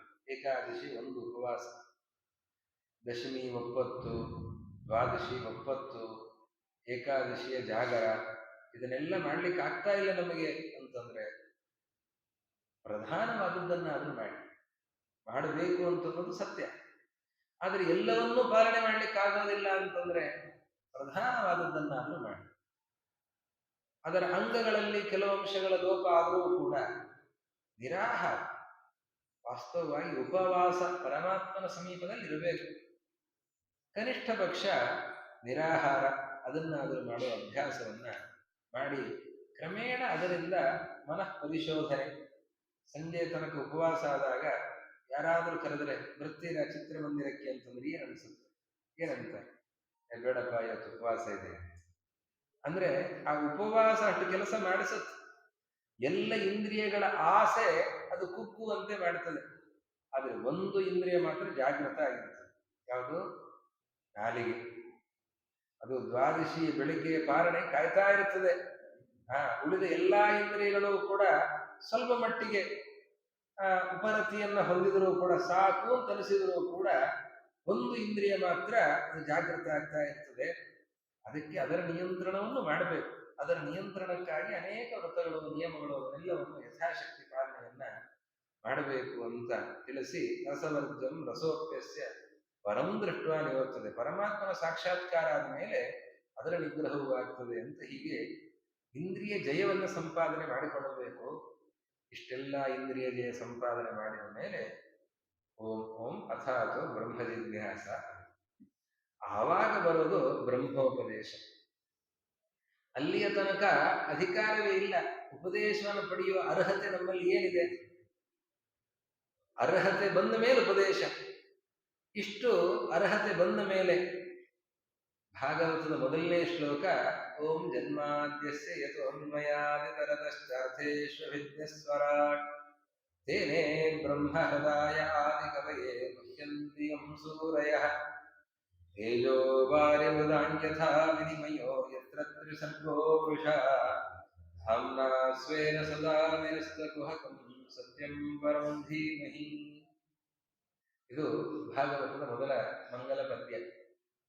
ಇದನ್ನ ಆರಣ್ಯಕಾಚಾರ್ಯರು ಇಲ್ಲಿ ಹೇಳ್ತಾರೆ. 10 ಪ್ರಕರಣ ಕಳೆದ ಮೇಲೆ ಆಮೇಲೆ 11ನೇ ಪ್ರಕರಣದಲ್ಲಿ ಹೇಳ್ತಾರೆ. ಯಾಕೆ ಅಂತಂದ್ರೆ ಇದು ಬ್ರಹ್ಮೋಪದೇಶ ಆರಂಭ ಆಗಬೇಕು ಅಂತಂದ್ರೆ ಬ್ರಹ್ಮೋಪದೇಶದ ಮೊದಲಿಗೆ ಬೇಕಾದಂತಹ ಪೀಠಿಕೆ ರಚನೆ ಆಗಬೇಕಲ್ಲ, ಎಲ್ಲ ಸಿದ್ಧತೆ ಆಗಬೇಕು. ಅಂತಃಕರಣ ಪರಿಶುದ್ಧಿಯಾಗಬೇಕು, ಸಜ್ಜನರಿಗೆ ತಲೆಬಾಗಬೇಕು. ನನ್ನನ್ನು ಬಿಟ್ಟರೆ ಯಾರು ಅಂತಲೋ ಅಹಂಕಾರದಲ್ಲಿ ಬೀಗುತ್ತಾ ಇದ್ದಂತಹ ವ್ಯಕ್ತಿಗೆ ಅವನ ಹೃದಯದಲ್ಲಿ ತತ್ವೋಪದೇಶ ಹೋಗಲಿಕ್ಕೆ ಸಾಧ್ಯ ಇದೆಯಾ? ಇಲ್ಲ. ಸಜ್ಜನರಾದವರಿಗೆ ತಲೆಬಾಗುವಂತಹ ಅಭ್ಯಾಸ ಯಾರಿಗೆ ಬಂದಿದೆ? ಯಾರ ಅಂತಃಕರಣ ನಿರ್ಮಲವಾಗಿದೆ ಅಂಥವನಿಗೆ ತತ್ವೋಪದೇಶದ ಅರ್ಹತೆ ಬಂದಿದೆ. ಹೀಗಾಗಿ ಅವನು ತತ್ವೋಪದೇಶಕ್ಕೆ ಅರ್ಹನಾಗ್ತಾನೆ ಅಂತ ಆವಾಗ ತತ್ವೋಪದೇಶದ ಆರಂಭ. ಏನು ಬ್ರಹ್ಮೋಪದೇಶ? ಜ್ಞಾನಿಗಳು ಯಾವ ರೀತಿಯಲ್ಲಿ ಉಪದೇಶ ಮಾಡ್ತಾರೆ ಅಂತಂದ್ರೆ ಆ ಭಗವಂತನ ಮಹಿಮೆಗಳನ್ನು ಹೇಳ್ತಾರೆ.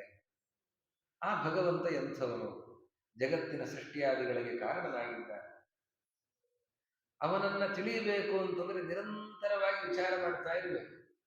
ವಿಚಾರ ಮಾಡ್ತಾ ಇದ್ರೆ ದೇವರನ್ನು ತಿಳಿಲಿಕ್ಕೆ ಆಗ್ತದೆ. ಒಬ್ಬ ವ್ಯಕ್ತಿ ಇಲ್ಲದೇನೆ ಈ ಕಟ್ಟಡ ಆಗ್ಲಿಕ್ಕೆ ಸಾಧ್ಯ ಇಲ್ಲ. ಹಾಗಿರುವಾಗ ಇಡೀ ಪ್ರಪಂಚ, ಇಷ್ಟು ಪಂಚಭೂತಗಳು, ಅದೇ ರೀತಿಯಲ್ಲಿ ನದಿಗಳು, ಸಮುದ್ರ, ಇಷ್ಟೆಲ್ಲದರಿಂದ ಕೂಡಿರುವಂತಹ ಇಡೀ ಬ್ರಹ್ಮಾಂಡದ ಸೃಷ್ಟಿ ಅದು ಒಬ್ಬ ವ್ಯಕ್ತಿಯಿಂದ ಅಲ್ಲದೇನೆ ಆಗ್ಲಿಕ್ಕೆ ಸಾಧ್ಯ ಇಲ್ಲ ಅಂತ ವಿಚಾರವನ್ನ ಮಾಡೋದರಿಂದ ಪರಮಾತ್ಮನನ್ನು ತಿಳಿಲಿಕ್ಕಾಗ್ತದೆ. ಆದ್ರೆ ಕೇವಲ ನಾವು ವಿಚಾರದಿಂದ ದೇವರನ್ನು ತಿಳಿಲಿಕ್ಕಾಗೋದಿಲ್ಲ. ಅದರ ಜೊತೆಯಲ್ಲಿ ವೇದದ ಸಹಕಾರ ಬೇಕು, ಪುರಾಣಗಳ ಸಹಕಾರ ಬೇಕು. ಅದೆಲ್ಲದರಿಂದ ಕೂಡಿಕೊಂಡು ನಾವು ವಿಚಾರವನ್ನು ಮಾಡೋದರಿಂದ ಪರಮಾತ್ಮನ ತಿಳಿಲಿಕ್ಕಾಗ್ತದೆ. ಅವನು ಸಕಲ ದೋಷ ದೂರನಾಗಿದ್ದಾನೆ, ಸರ್ವತಂತ್ರ ಸ್ವತಂತ್ರನಾಗಿದ್ದಾನೆ. ಅವನಲ್ಲಿ ಮೋಸ ಮತ್ತೊಂದು ಯಾವ ದೋಷವೂ ಕೂಡ ಇಲ್ಲ. ಅವನು ಸೃಷ್ಟಿಯನ್ನ, ತ್ರಿವಿಧ ಸೃಷ್ಟಿಯನ್ನ ವಿವಿಧ ರೀತಿಯಲ್ಲಿ ಮಾಡ್ತಾ ಇದ್ದಾನೆ. ನೀರಿನ ಸೃಷ್ಟಿ, ತೇಜೋ ವಾರಿ ಮೃದಾ, ಒಂದು ದೀಪದಿಂದ ಮತ್ತೊಂದು ದೀಪ ಬರ್ತದೆ. ಆ ದೀಪದಿಂದ ದೀಪ ಬೆಳಗುವಾಗ ಆವಾಗ ಮೊದಲನೇ ದೀಪ ಅದೇನು ಸಣ್ಣದಾಗ್ತದ, ಆಗೋದಿಲ್ಲ. ಆ ರೀತಿಯಲ್ಲಿ ಪರಮಾತ್ಮನ ಸೃಷ್ಟಿ.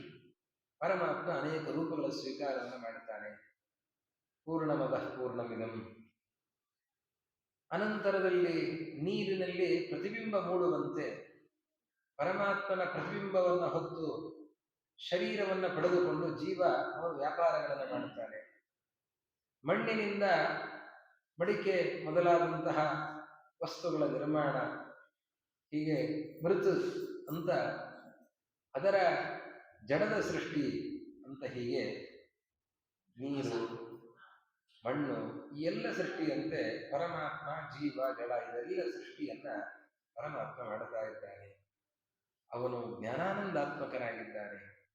ಅವನ ಧ್ಯಾನವನ್ನು ನಾವು ನಿರಂತರ ಮಾಡಬೇಕು ಅಂತ ಉಪದೇಶ ಆರಂಭ ಆಗ್ತದೆ. ಈ ರೀತಿಯ ಬ್ರಹ್ಮೋಪದೇಶವನ್ನ ತಿಳಿಸ್ತಾ ಅನಂತರದಲ್ಲಿ ಆ ಪರಮಾತ್ಮ ಎಂಥವನು, ಅವನು ಸರ್ವಶ್ರೇಷ್ಠನಾಗಿದ್ದಾನೆ. ಅವನು ಸರ್ವಶ್ರೇಷ್ಠನಾಗಿದ್ದಾನೆ ಅಂತ ತಿಳಿಸೋದಕ್ಕಾಗಿ ಅಷ್ಟಮ ಸ್ಕಂಧದಲ್ಲಿ ಬರುವಂತಹ ಲಕ್ಷ್ಮೀ ಸ್ವಯಂವರದ ಪ್ರಸಂಗದ ಉಲ್ಲೇಖವನ್ನು ಮಾಡುತ್ತಾರೆ. ಅವನು ಸರ್ವೋತ್ತಮ ಅನ್ನುವ ಚಿಂತನೆ ಬೇಕು ಅಂತ. ಲಕ್ಷ್ಮೀದೇವಿ ಸ್ವಯಂವರದ ಮಾಲೆಯನ್ನ ಕೈಯಲ್ಲಿ ಹಿಡಿದು ನೋಡ್ತಾ ಇದ್ದಾಳೆ. ಪ್ರತಿಯೊಬ್ಬರನ್ನು ನೋಡ್ತಾ, ನೂನಂ ತಪೋ ಯಸ್ಯ ನಮನ್ಯು ನಿರ್ಜಯೋ ಜ್ಞಾನಂ ಕ್ವಚಿತ್ ತಸ್ಯ ನ ಸಂಗವರ್ಜಿತಂ ಕಶ್ಚಿನ್ಮಹಾಸ್ತಸ್ಯ ನ ಕಾಮ ನಿರ್ಜಯಃ ಸೈಶ್ವರಃ ಕಿಂ ಪರತೋ ವ್ಯಪಾಶ್ರಯಃ. ಬೇಕಾದಷ್ಟು ತಪಸ್ಸಿದೆ, ಸಿಟ್ಟನ್ನು ಗೆಲ್ಲಿಲ್ಲ ದುರ್ವಾಸರು. ಬೇಕಾದಷ್ಟು ಜ್ಞಾನ ಇದೆ, ಅವರು ಆಸೆಯನ್ನು ಬಿಡಲಿಲ್ಲ ಪುರೋಹಿತರಾಗಿರುವಂತಹ ಬೃಹಸ್ಪತ್ಯಾಚಾರ್ಯರು, ಶುಕ್ರಾಚಾರ್ಯರು. ಮಹಾತ್ಮರು ಅಂತ ಅನಿಸಿಕೊಂಡಿದ್ದಾರೆ, ಕಾಮವನ್ನು ಗೆಲ್ಲಿಲ್ಲ, ಮಹಾನ್ ಅಂತ. ಆಮೇಲೆ ಈಶ್ವರ ಅಂತ ಜಗತ್ತು ಕೊಂಡಾಡ್ತಾ ಇದೆ. ಆದರೆ ಪರತೋ ವ್ಯಪಾಶ್ರಯ, ಅವ್ರು ಬದುಕಬೇಕು ಅಂದ್ರೆ ಇನ್ನೊಬ್ಬರ ಸಹಾಯ ಬೇಕು. ಭಸ್ಮಾಸುರ ರುದ್ರದೇವರ ತಲೆ ಮೇಲೆ ಕೈ ಇಡ್ಲಿಕ್ಕೆ ಅಂತ ಹೋಗುತ್ತಾರೆ. ಆವಾಗ ಪರಮಾತ್ಮನ ರಕ್ಷಣೆಯಿಂದಲೇನೆ ಬದುಕಿದ್ದು, ಇಲ್ಲ ಅಂತಂದ್ರೆ ಬದುಕಲಿಕ್ಕೆ ಆಗ್ತಾ ಇರಲಿಲ್ಲ. ಬ್ರಹ್ಮದೇವರು ಅವರು ಸರಸ್ವತಿ ವಿವಾಹವನ್ನು ಮಾಡಿಕೊಂಡಿದ್ದಾರೆ, ತಮ್ಮ ಮಗಳನ್ನೇ ಮದುವೆ ಆಗಿದ್ದಾರೆ ಅಂತ.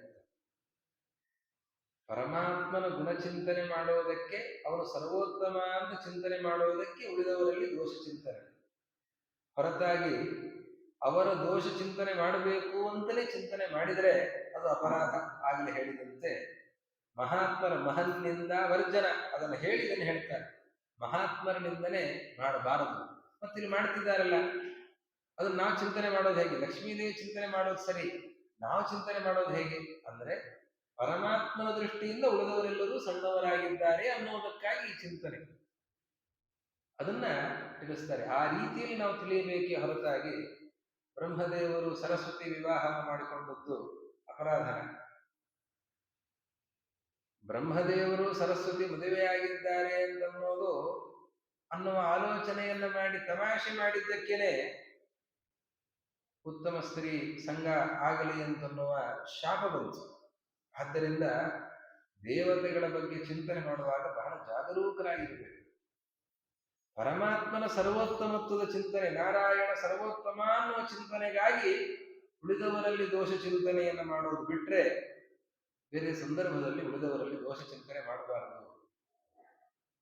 ಧರ್ಮ ಕ್ವಚಿತ್ ತಸ್ಯ ನ ಭೂತ ಸೌಹೃದಂ, ಹೆಸರಿಗೆ ಧರ್ಮ ಅಂತ, ಆದರೆ ದಯೆಯ ಲೇಷವೂ ಕೂಡ ಇಲ್ಲ. ಬಂದವರನ್ನೆಲ್ಲ ಕೊಲ್ಲಿಸುವ ಅಂತ ಹೇಳಿ ಯಮಧರ್ಮರಾಜರು ಅಂತ. ಇದು ದೋಷನ? ಅವರಿಗೆ ಇರುವಂತಹ ಅಧಿಕಾರ ತಾನೇ ಅದು. ಬಂದಂಥವರನ್ನ ನರಕದಲ್ಲಿ ಅವರಿಗೆ ಹಿಂಸೆಯನ್ನು ಕೊಡಬೇಕಾದವರ ಧರ್ಮವೇ ತಾನೆ. ಅದು ಧರ್ಮ, ಅವರಿಗೆ ಧರ್ಮ ಹೌದು. ಆದ್ರೆ ವಾಸ್ತವವಾಗಿ ವಿಚಾರ ಮಾಡ್ಲಿಕ್ಕೆ ಹೋದ್ರೆ ಇಂತಹ ಒಂದು ಅಧಿಕಾರ ಪ್ರಾಪ್ತಿ ಆಗಿದೆ, ಇಂತಹ ಒಂದು ಕರ್ಮ ಇದೆ ಅಂತನ್ನೋದೇ ಒಂದು ದೋಷ ತಾನೆ. ಆ ಪರಮಾತ್ಮನ ದೃಷ್ಟಿಯಿಂದ ಅದು ದೋಷ, ಅವರ ದೃಷ್ಟಿಯಿಂದ ಅದು ದೋಷ ಅಲ್ಲ. ಹೀಗೆ ಪ್ರತಿಯೊಬ್ಬರ ದೋಷ ಚಿಂತನೆಯನ್ನ ಮಾಡಿ ಲಕ್ಷ್ಮೀದೇವಿ ಪರಮಾತ್ಮನ ಕೊರಳಿಗೆ ಹಾರವನ್ನು ಹಾಕ್ತಾ ಇದ್ದಾಳೆ. ಇಲ್ಲಿ ವಿಷ್ಣು ತೀರ್ಥರು ಚಿಂತನೆ ಮಾಡ್ತಾರೆ, ಲಕ್ಷ್ಮೀದೇವಿ ತನ್ನ ಸ್ವಯಂವರದಲ್ಲಿ ಪ್ರತಿಯೊಬ್ಬರ ಬಗ್ಗೆ ಆಲೋಚನೆ ಮಾಡ್ತಾ ಹೋಗ್ತಾಳೆ ಅಂತಂದ್ರೆ ಏನಾದರೂ ಬೇರೆ ರೀತಿಯ ಆಲೋಚನೆ ಲಕ್ಷ್ಮೀದೇವಿ ಇದೆಯಾ? ಯಾಕೆ ಎಲ್ಲರ ಬಗ್ಗೆ ವಿಚಾರ ಮಾಡಬೇಕು? ಲಕ್ಷ್ಮೀದೇವಿ ನಾರಾಯಣನ ಪತ್ನಿ, ಅನಾದಿ ಕಾಲದಿಂದಲೂ ನಾರಾಯಣನ ಪತ್ನಿಯೇ ಆಗಿದ್ದಾಳೆ. ಆದರೂ ಈಗ ಅವತಾರ ಮಾಡಿ ಬಂದಿದ್ದಾಳೆ, ಸಮುದ್ರ ರಾಜನಿಂದ ಮಗಳಾಗಿ ಬಂದಿದ್ದಾಳೆ. ಅವತಾರವನ್ನು ಮಾಡಿ ಬಂದಾಗ ಲಕ್ಷ್ಮೀದೇವಿ ಆ ನಾರಾಯಣನ ಪಾರಮ್ಯವನ್ನ ತೋರಿಸಿ ಅವನ ಮಡದಿಯಾಗಿ ನಿಲ್ತಾ ಇದ್ದಾಳೆ. ಆ ಸಂದರ್ಭದಲ್ಲಿ ಉಳಿದವರ ದೋಷಗಳ ಗಣನೆಯನ್ನು ಮಾಡುತ್ತಾ ಇದ್ದಾಳೆ ಹೊರತಾಗಿ ಲಕ್ಷ್ಮೀದೇವಿಯ ಮನಸ್ಸು ಎಂದಿಗೂ ಚಂಚಲ ಆಗುವ ಸಾಧ್ಯತೆಯೇ ಇಲ್ಲ ಅನ್ನೋದನ್ನ ಬಹಳ ಸುಂದರವಾಗಿ ನಿರೂಪಣೆ ಮಾಡಿದ್ದಾರೆ. ಹೀಗೆ ಬ್ರಹ್ಮೋಪದೇಶವನ್ನ ಹೇಳಿ ನಂತರದಲ್ಲಿ ಪ್ರವೃತ್ತ ಕರ್ಮಗಳಲ್ಲಿ ನಾವು ಆಸಕ್ತಿಯನ್ನ ತೊರೆದು ನಿವೃತ್ತಿ ಕರ್ಮವನ್ನ ಮಾಡಬೇಕು. ಸಂಸಾರದಿಂದ ಬಿಡುಗಡೆಯಾಗುವುದಕ್ಕೆ ಬೇಕಾದ ಕರ್ಮವನ್ನು ಮಾಡಬೇಕೇ ಹೊರತಾಗಿ ಮತ್ತೆ ನಮ್ಮನ್ನ ಕಟ್ಟಿ ಹಾಕುವಂತಹ ಈ ಕರ್ಮಗಳಲ್ಲಿ ತೊಡಗಬಾರದು ಅಂತ ಹೇಳ್ತಾ, ನಾವು ಇರುವಂತಹ ಭೂಮಿ ಇದು ಭಾರತ ಎಷ್ಟು ಪವಿತ್ರವಾದದ್ದು. ಈ ಭಾರತಕ್ಕೆ ಎಂತಹ ಮಹತ್ವ ಇದೆ, ಉಳಿದ ಎಲ್ಲಿಯೂ ಇಲ್ಲದೆ ಇರುವಂತಹ ಮಹತ್ವ ಈ ನಮ್ಮ ಭಾರತ ಭೂಮಿಗೆ ಇದೆ. ದಶಾವತಾರಗಳು, ಪರಮಾತ್ಮ ಅನೇಕ ಅವತಾರಗಳನ್ನು ಸ್ವೀಕಾರ ಮಾಡಿದ್ದು ಇಲ್ಲಿ, ಜ್ಞಾನಿಗಳೆಲ್ಲ ಇಳಿದು ಬಂದದ್ದು ಇಲ್ಲಿ ಮಾಡಿದರೆ ಈ ಕರ್ಮ ಅದು ನಮ್ಮನ್ನ ಸದ್ಗತಿಗೆ ಕರೆದುಕೊಂಡು ಹೋಗ್ತದೆ. ಇದು ಬಿಟ್ಟು ನಾವು ಯಾವುದೋ ಹಣದ ವ್ಯಾಮೋಹಕ್ಕೆ, ಮತ್ತೊಂದು ವ್ಯಾಮೋಹಕ್ಕೆ ಒಳಗಾಗಿ ಭೋಗ ಭೂಮಿ ಪರ ಭೂಮಿಗಳಿಗೆ ಹೋದ್ರೆ ಆವಾಗ ಏನು ಲಾಭ ಇದೆ ಅಂತ ಈ ದೇಶದ ಮಹತ್ವವನ್ನ, ಕಾಲದ ಮಹತ್ವವನ್ನ ಹೇಳ್ತಾರೆ. ಕಲಿಯುಗ ಅಂತ ಹೇಳಿ ಅನೇಕರು ಬೈಯೋದಿದೆ. ಕಲಿಯುಗ ಅಂತ ಬೈಯೋದಲ್ಲ, ಕಲಿಯುಗದ ಮಹತ್ವ ಎಂಥದ್ದು. ಜ್ಞಾನಿಗಳು ಕಲಿಯುಗದಲ್ಲಿ ಹುಟ್ಟಬೇಕು ಅಂತ ಬಯಸ್ತಾರೆ.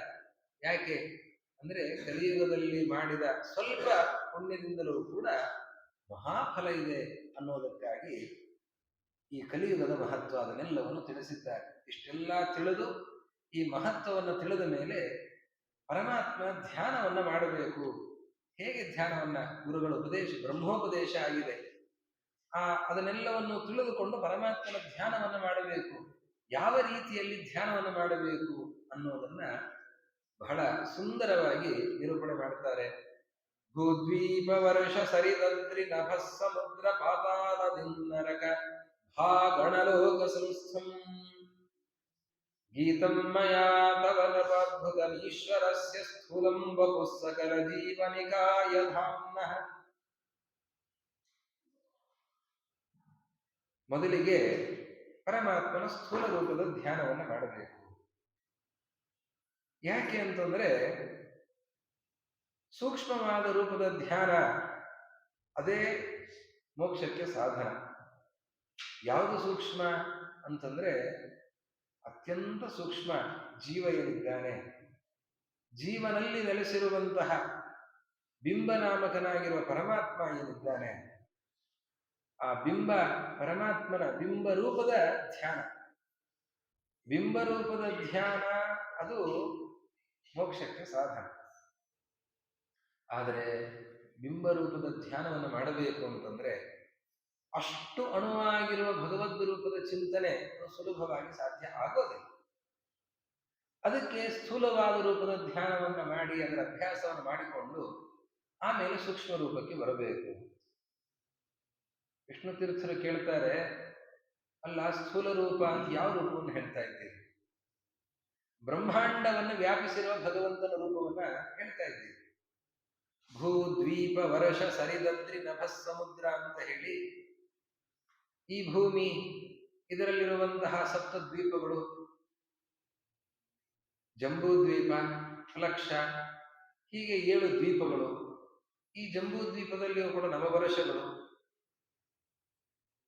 ಭರತವರ್ಷ, ಅದೇ ರೀತಿಯಲ್ಲಿ ಕಿಂಪುರುಷ, ಹಿರಣ್ಮಯ, ಇಲಾವೃತ ವರ್ಷ, ಆಮೇಲೆ ಶಾಲ್ಮಲ, ಕೇತುಮಾಲ, ಹರಿವರ್ಷ, ಭದ್ರಾಶ್ವ, ಕುರುವರ್ಷ, ಹೀಗೆ 9 ವರ್ಷಗಳಿಂದ ಕೂಡಿರುವಂತಹ ಈ ಜಂಬೂ ದ್ವೀಪ.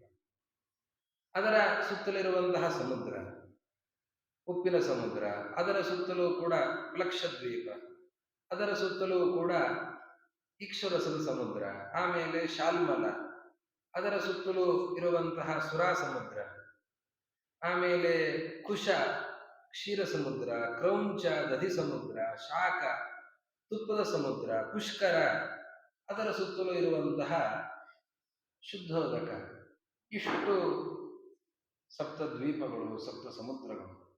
ಈ ಜಂಬೂ ದ್ವೀಪಕ್ಕಿಂತಲೂ ದೊಡ್ಡದಾಗಿ 2 ಪಟ್ಟು ಇರುವಂಥದ್ದು ಲಕ್ಷದ್ವೀಪ.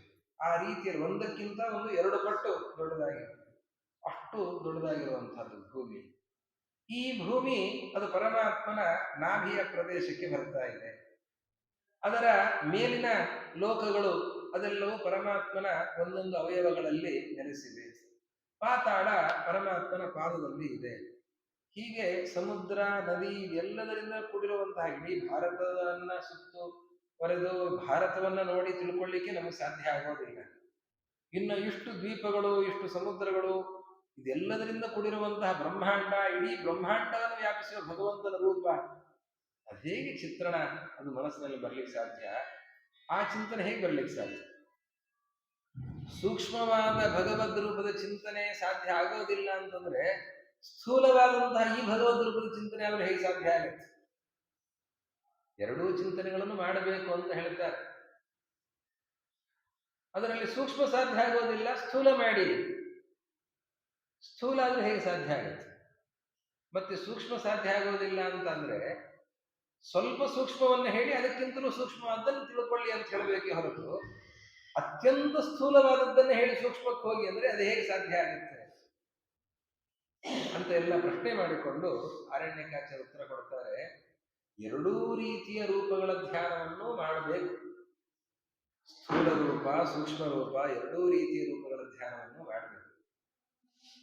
ನಮಗೆ ನಮ್ಮ ಕಣ್ಣಿಗೆ ಕಾಣಿಸುವಂತೆ ಈ ಮಾನವಾಕೃತಿ ಏನಿದೆ 6 ಅಡಿ ಚಿಂತನೆ ಮಾಡೋದು ಸ್ವಲ್ಪ ಸುಲಭ ಅಂತ ಅನಿಸುತ್ತೆ. 2 ಅಡಿ ತನಕ, 2 ಅಡಿಯಿಂದ 8 ಅಡಿ ತನಕ ಹೋಗಬಹುದು ಆಲೋಚನೆ. ಬಹಳ ದೊಡ್ಡ ರೂಪ, ಬಹಳ ಚಿಕ್ಕ ರೂಪ, ಎರಡೂ ರೂಪಗಳ ಚಿಂತನೆಯೂ ಕೂಡ ದುಸ್ಸಾಧ್ಯ. ಬ್ರಹ್ಮಾಂಡವನ್ನು ವ್ಯಾಪಿಸಿರುವ ಪರಮಾತ್ಮನ ರೂಪ ಏನಿದೆ ಅಷ್ಟೇ ಪರಮಾತ್ಮನ ರೂಪ ಏನಲ್ಲ, ಅದಕ್ಕಿಂತಲೂ ಸ್ಥೂಲವಾದ ಭಗವಂತನ ರೂಪ ಇದೆ. ಯಾವ ರೂಪದಲ್ಲಿ? ಅವನ ರೋಮಕೂಪದಲ್ಲಿ ಇಡೀ ಬ್ರಹ್ಮಾಂಡ ತುಂಬಿದೆ. ಆ ಬ್ರಹ್ಮಾಂಡವೂ ಕೂಡ, ಬ್ರಹ್ಮಾಂಡವು ಇಡೀ ಬ್ರಹ್ಮಾಂಡ ಅವನ ಒಂದು ರೋಮಕೂಪವನ್ನು ಮುಚ್ಚಲಿಕ್ಕೆ ಸಾಧ್ಯ ಇಲ್ಲ, ಅಷ್ಟು ಬೃಹದಾಕಾರದ ಪರಮಾತ್ಮನ ರೂಪ ಇದೆ.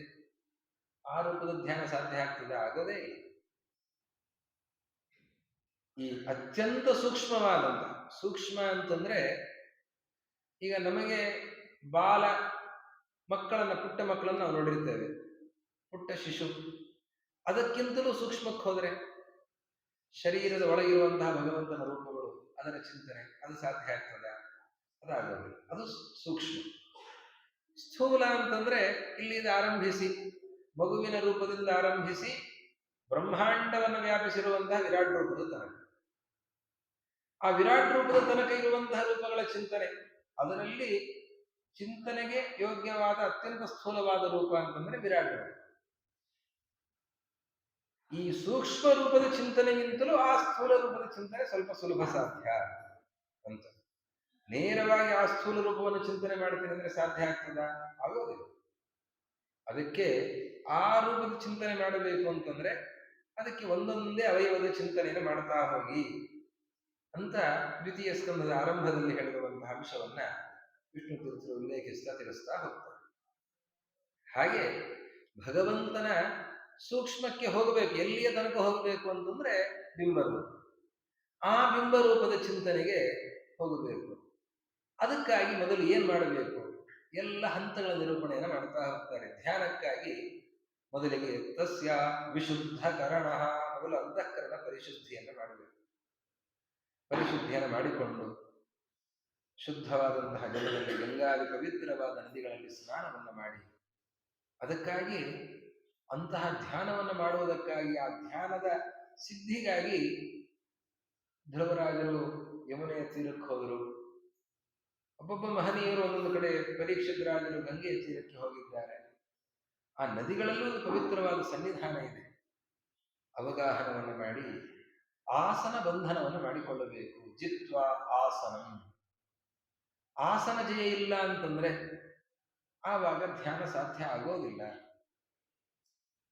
ಭದ್ರವಾದ ಆಸನ, ಪದ್ಮಾಸನ, ಸ್ವಸ್ತಿಕಾಸನ, ಸಿದ್ಧಾಸನ, ಇದೆಲ್ಲ ಯೋಗ್ಯವಾದಂತಹ ಧ್ಯಾನಕ್ಕೆ ಅನುಕೂಲಕರವಾಗಿರುವಂತಹ ಆಸನಗಳು. ಆಸನ ಜಯ, ನಾನು ಇಷ್ಟು ಹೊತ್ತು ಹೀಗೆ ಕೊಡಬಲ್ಲೆ ಅಂತ ಜಯ ಸಂಪಾದನೆ ಮಾಡಿಕೊಳ್ಳಬೇಕು. ಇದನ್ನು ಕೇಳುವಾಗಲೇ ವಯಸ್ಸಾಗಿರುತ್ತದೆ. ವಯಸ್ಸಾದಾಗ ಎಲ್ಲ ಕಾಲು ನೋವು, ಬೆನ್ನು ಎಲ್ಲ ಶುರುವಾಗಿರುತ್ತದೆ. ಎಲ್ಲಿ ಆಸನ ಬಂಧನ ಎಲ್ಲಿ ಸಾಧ್ಯ ಆಗ್ತದೆ? ಅದಕ್ಕೆ ಪ್ರಯತ್ನವನ್ನು ಮಾಡಬೇಕು.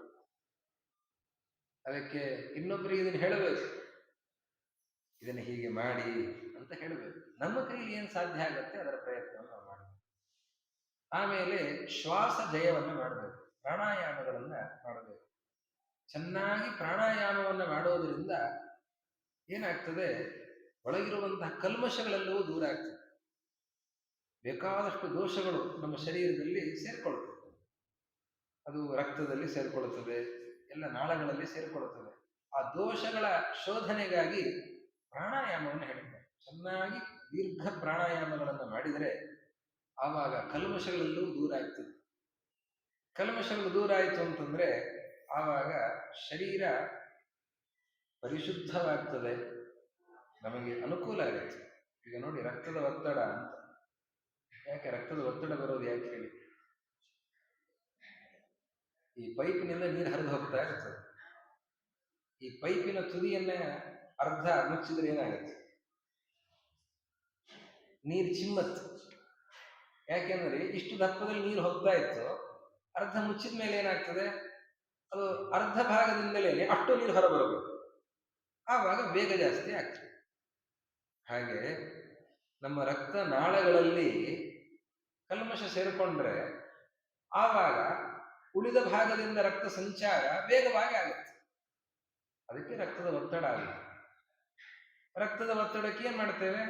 ಮಾತ್ರೆ ತಗೊಳ್ಳೋದು. ಅದರಿಂದ ದೋಷ ಸಂಪೂರ್ಣ ಪರಿಹಾರ ಆಗ್ತದ? ಆಗೋದಿಲ್ಲ. ಒಂದ್ ದಿವಸ ತಗೊಳ್ಳಿಲ್ಲ ಅಂತಂದ್ರೆ ಸಮಸ್ಯೆ ಆಗುತ್ತೆ. ಅದಕ್ಕೆ ಅತ್ಯುತ್ತಮವಾದಂತಹ ಪರಿಹಾರ ನೋಡಿ, ಋಷಿಗಳು ಜೀವನ ಮಾಡ್ತಾರೆ, 100 ವರ್ಷ ಬದುಕ್ತಾರೆ, ಚೆನ್ನಾಗಿ ಬದುಕ್ತಾರೆ. ಅವ್ರಿಗೆ ಆರೋಗ್ಯದ ತೊಂದರೆ ಇರೋದು. ಕಾಡಿನಲ್ಲಿ ಇರ್ತಾರೆ, ಅಲ್ಲಿ ಯಾವ ವೈದ್ಯರು ಇರೋದಿಲ್ಲ, ಯಾರೂ ಇರೋದಿಲ್ಲ, ಅಲ್ಲಿರ್ತಾರೆ. ನಾವು ಅತ್ಯಂತ ಹತ್ತಿರದಲ್ಲಿ ವೈದ್ಯರಿರಬೇಕು, ಚಿಕಿತ್ಸಾಲಯ ಇರಬೇಕು, ಅಷ್ಟು ಹತ್ತಿರದಲ್ಲಿ ಮನೆ ಮಾಡಿಕೊಳ್ತೇವೆ. ಯಾಕೆಂದ್ರೆ ನಮಗೆ ರೋಗ ಬರ್ತದೆ ಅಂತನ್ನುವ ಖಾತ್ರಿ ನಮಗೆ ಮೊದಲೇ ಆಗಿದೆ. ಯಾಕೆ ಅವ್ರಿಗೆ ತೊಂದರೆ ಆಗೋದಿಲ್ಲ, ನಮಗೆ ಯಾಕೆ ತೊಂದರೆ ಆಗ್ತಿದೆ? ನಾವು ಸರಿಯಾಗಿ ಪ್ರಾಣಾಯಾಮಾದಿಗಳನ್ನು ಮಾಡೋದಿಲ್ಲ. ಪ್ರಾಣಾಯಾಮಾದಿಗಳನ್ನು ಸರಿಯಾಗಿ ಮಾಡೋದಿಲ್ಲ, ಆದ್ದರಿಂದ ನಮಗಿಷ್ಟೆಲ್ಲ ತೊಂದರೆಗಳಾಗ್ತಾ ಇವೆ. ಇವತ್ತು ನಮಗೆ ಪ್ರಾಣಾಯಾಮವನ್ನ ವೈದೇಶಿಕರು ಹೇಳುವಂತಹ ಪರಿಸ್ಥಿತಿ ಬಂದಿದೆ. ವಿದೇಶದವರು ಇವತ್ತು ಪ್ರಾಣಾಯಾಮ ಹೀಗೆ ಮಾಡಿ ಅಂತ ಹೇಳಿಕೊಡ್ತಾ ಇದ್ದಾರೆ. ಎಷ್ಟು ಸುಲಭವಾಗಿ ಸುಂದರವಾಗಿ ಅದರ ನಿರೂಪಣೆಯನ್ನ ಪೂರರೇಚಕ ಕುಂಭಕೈಹಿ ಅಂತ ಹೇಳಿ ಯಾವ ರೀತಿಯಲ್ಲಿ ಪ್ರಾಣಾಯಾಮವನ್ನು ಮಾಡಬೇಕು ಅದನ್ನೆಲ್ಲವನ್ನು ತಿಳಿಸಿದ್ದಾರೆ. ಹಾಗೆ ಪ್ರಾಣಾಯಾಮವನ್ನ ಚೆನ್ನಾಗಿ ಮಾಡಬೇಕು. ಪ್ರಾಣಾಯಾಮವನ್ನು ಎಷ್ಟು ಚೆನ್ನಾಗಿ ಮಾಡುತ್ತೇವೆ ಅಷ್ಟು ಚೆನ್ನಾಗಿ ನಮ್ಮ ಆರೋಗ್ಯ ಸುಧಾರಿಸ್ತದೆ. ಅದಲ್ಲದೇನೆ ನಮ್ಮ ಮೆದುಳಿನ ಶಕ್ತಿ ಜಾಸ್ತಿ ಆಗ್ತದೆ. ಬ್ರಾಹ್ಮಣರಿಗೆ ಬುದ್ಧಿ ಜಾಸ್ತಿ. ಯಾಕೆ? ಸಂಧ್ಯಾವಂದನೆ ಮಾಡೋದ್ರಿಂದ. ಸಂಧ್ಯಾವಂದನೆಯಲ್ಲಿ ಎಷ್ಟು ಪ್ರಾಣಾಯಾಮಗಳಿವೆ, ಜಪಗಳನ್ನೆಲ್ಲ ಸೇರಿಸಿದ್ರೆ ಇನ್ನಷ್ಟು ಪ್ರಾಣಾಯಾಮಗಳು ಜಾಸ್ತಿ ಆಗ್ತವೆ.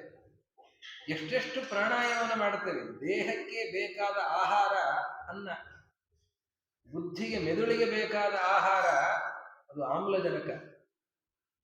ಆದ್ದರಿಂದ ಎಷ್ಟೆಷ್ಟು ನಾವು ದೀರ್ಘ ಶ್ವಾಸಗಳನ್ನ ಪ್ರಾಣಾಯಾಮಗಳನ್ನು ಮಾಡುತ್ತೇವೆ ಅಷ್ಟಷ್ಟು ನಮ್ಮ ಮೆದುಳು ಅದು ಸಕ್ರಿಯ ಆಗುತ್ತೆ. ಎಷ್ಟೋ ಭಾಗ ಇವತ್ತು ನಿಷ್ಕ್ರಿಯ ಆಗಿಬಿಟ್ಟಿದೆ. ಅದನ್ನು ಸಕ್ರಿಯ ಮಾಡಬೇಕು ಅಂತಂದ್ರೆ ಪ್ರಾಣಾಯಾಮಗಳನ್ನು ಚೆನ್ನಾಗಿ ಮಾಡಬೇಕು. ಪ್ರಾಣಾಯಾಮಗಳನ್ನು ಮಾಡಿ ಅನಂತರದಲ್ಲಿ ಮನಸ ಆಹೃತಾಕ್ಷ ಎಲ್ಲ ಇಂದ್ರಿಯಗಳ ನಿಗ್ರಹವನ್ನು ಮಾಡಿಕೊಂಡು ಎಲ್ಲ ಹರಿದು ಹೋಗ್ತಾ ಇರ್ತದೆ. ಎಲ್ಲೋ ಶಬ್ದ ಕೇಳಿಸ್ತದೆ, ಅಲ್ಲಿಗೆ ಹೋಗ್ತದೆ. ಯಾವುದೋ ರೂಪವನ್ನು ನೋಡ್ತೀವಿ, ಎದುರುಗಡೆ ಯಾರೋ ಹೋದ್ರು, ಅದರ ಕಡೆ ಮನಸ್ಸು ಹೋಗ್ತದೆ. ಎಲ್ಲಿಯೂ ಮನಸ್ಸು ಹೋಗದಂತೆ ಅದನ್ನೆಲ್ಲವನ್ನು ನಿಯಂತ್ರಣದಲ್ಲಿ ತಂದು ಆಮೇಲೆ ಸಾಧ್ಯ ಆಗುವಂಥದ್ದು ಯಾವುದು ಅಂತಂದ್ರೆ ಧಾರಣ. ಧ್ಯಾನ ಅಲ್ಲ, ಮೊದಲಿಗೆ ಧಾರಣ, ಆಮೇಲೆ ಧ್ಯಾನ. ಧಾರಣ ಅಂತಂದ್ರೇನು? ಖಂಡಾ ಸ್ಮೃತಿ ಧಾರಣಾಸ್ಯ. ಒಂದು ರೂಪದ ಚಿಂತನೆ ಆರಂಭ ಆದ ಮೇಲೆ ಮನಸ್ಸು ಮತ್ತೆ ಸ್ವಲ್ಪ ಹೊತ್ತಿಗೆ ಚಂಚಲಾಗಿ ಅದು ಆಚೆ ಈಚೆ ಹೋಗ್ತಾ ಇದೆ ಅಂತಂದ್ರೆ ಅದು ಧಾರಣ. ಮತ್ತೆ ಅದನ್ನು ಎಳ್ಕೊಂಡು ಬರಬೇಕು. ಎಳ್ಕೊಂಡು ಬಂದು ಮತ್ತು ಅದನ್ನ ದೇವರ ಪಾದದಲ್ಲಿ ಕೊಡಿಸಬೇಕು. ಪರಮಾತ್ಮನ ಪಾದ ಚಿಂತನೆಯನ್ನು ಮಾಡ್ತಾ ಅವನ ಪಾದದಲ್ಲಿ ಚಕ್ರ ಇದೆ, ಶಂಖ ಇದೆ, ಅವನ ಪಾದದಲ್ಲಿ ಗದೆ ಇದೆ, ಪದ್ಮ ಇದೆ ಅಂತ ಹೀಗೆ ಒಂದೊಂದೇ ಚಿಂತನೆಗಳನ್ನು ಮಾಡ್ತಾ ಇರುವಾಗ ಆ ಚಕ್ರ ಅಂತನ್ನುವಾಗ ಹೋಗುತ್ತೆ. ಚಕ್ರ ಜಯದ್ರಥನ ಸಂಹಾರಕ್ಕೂ ಕೂಡ ಕಾರಣ ಆಯಿತು. ಬೆಳಕನ್ನು ಕೊಡ್ತದೆ, ಕತ್ತಲನ್ನು ಕೊಡ್ತದೆ. ಅಲ್ಲಿಂದ ಮತ್ತಿನ್ನೇ ಆ ಚಿಂತನೆ ಸರಿ. ಅದಾದ ಮೇಲೆ ಅದಕ್ಕೆ ಮನಸ್ಸಿಗೆ ಒಂದು ಸ್ವಲ್ಪ ಸಂಬಂಧ ಸಿಕ್ಕರೆ ಸಕ್ಮದಲ್ಲಿ ಎಲ್ಲಿ ಓಡಿ ಹೊರಟೋದು. ಹಾಗೆ ಹೋದ್ಮೇಲೆ ಮತ್ತೆ ಎಳ್ಕೊಂಡು ಬರಬೇಕು.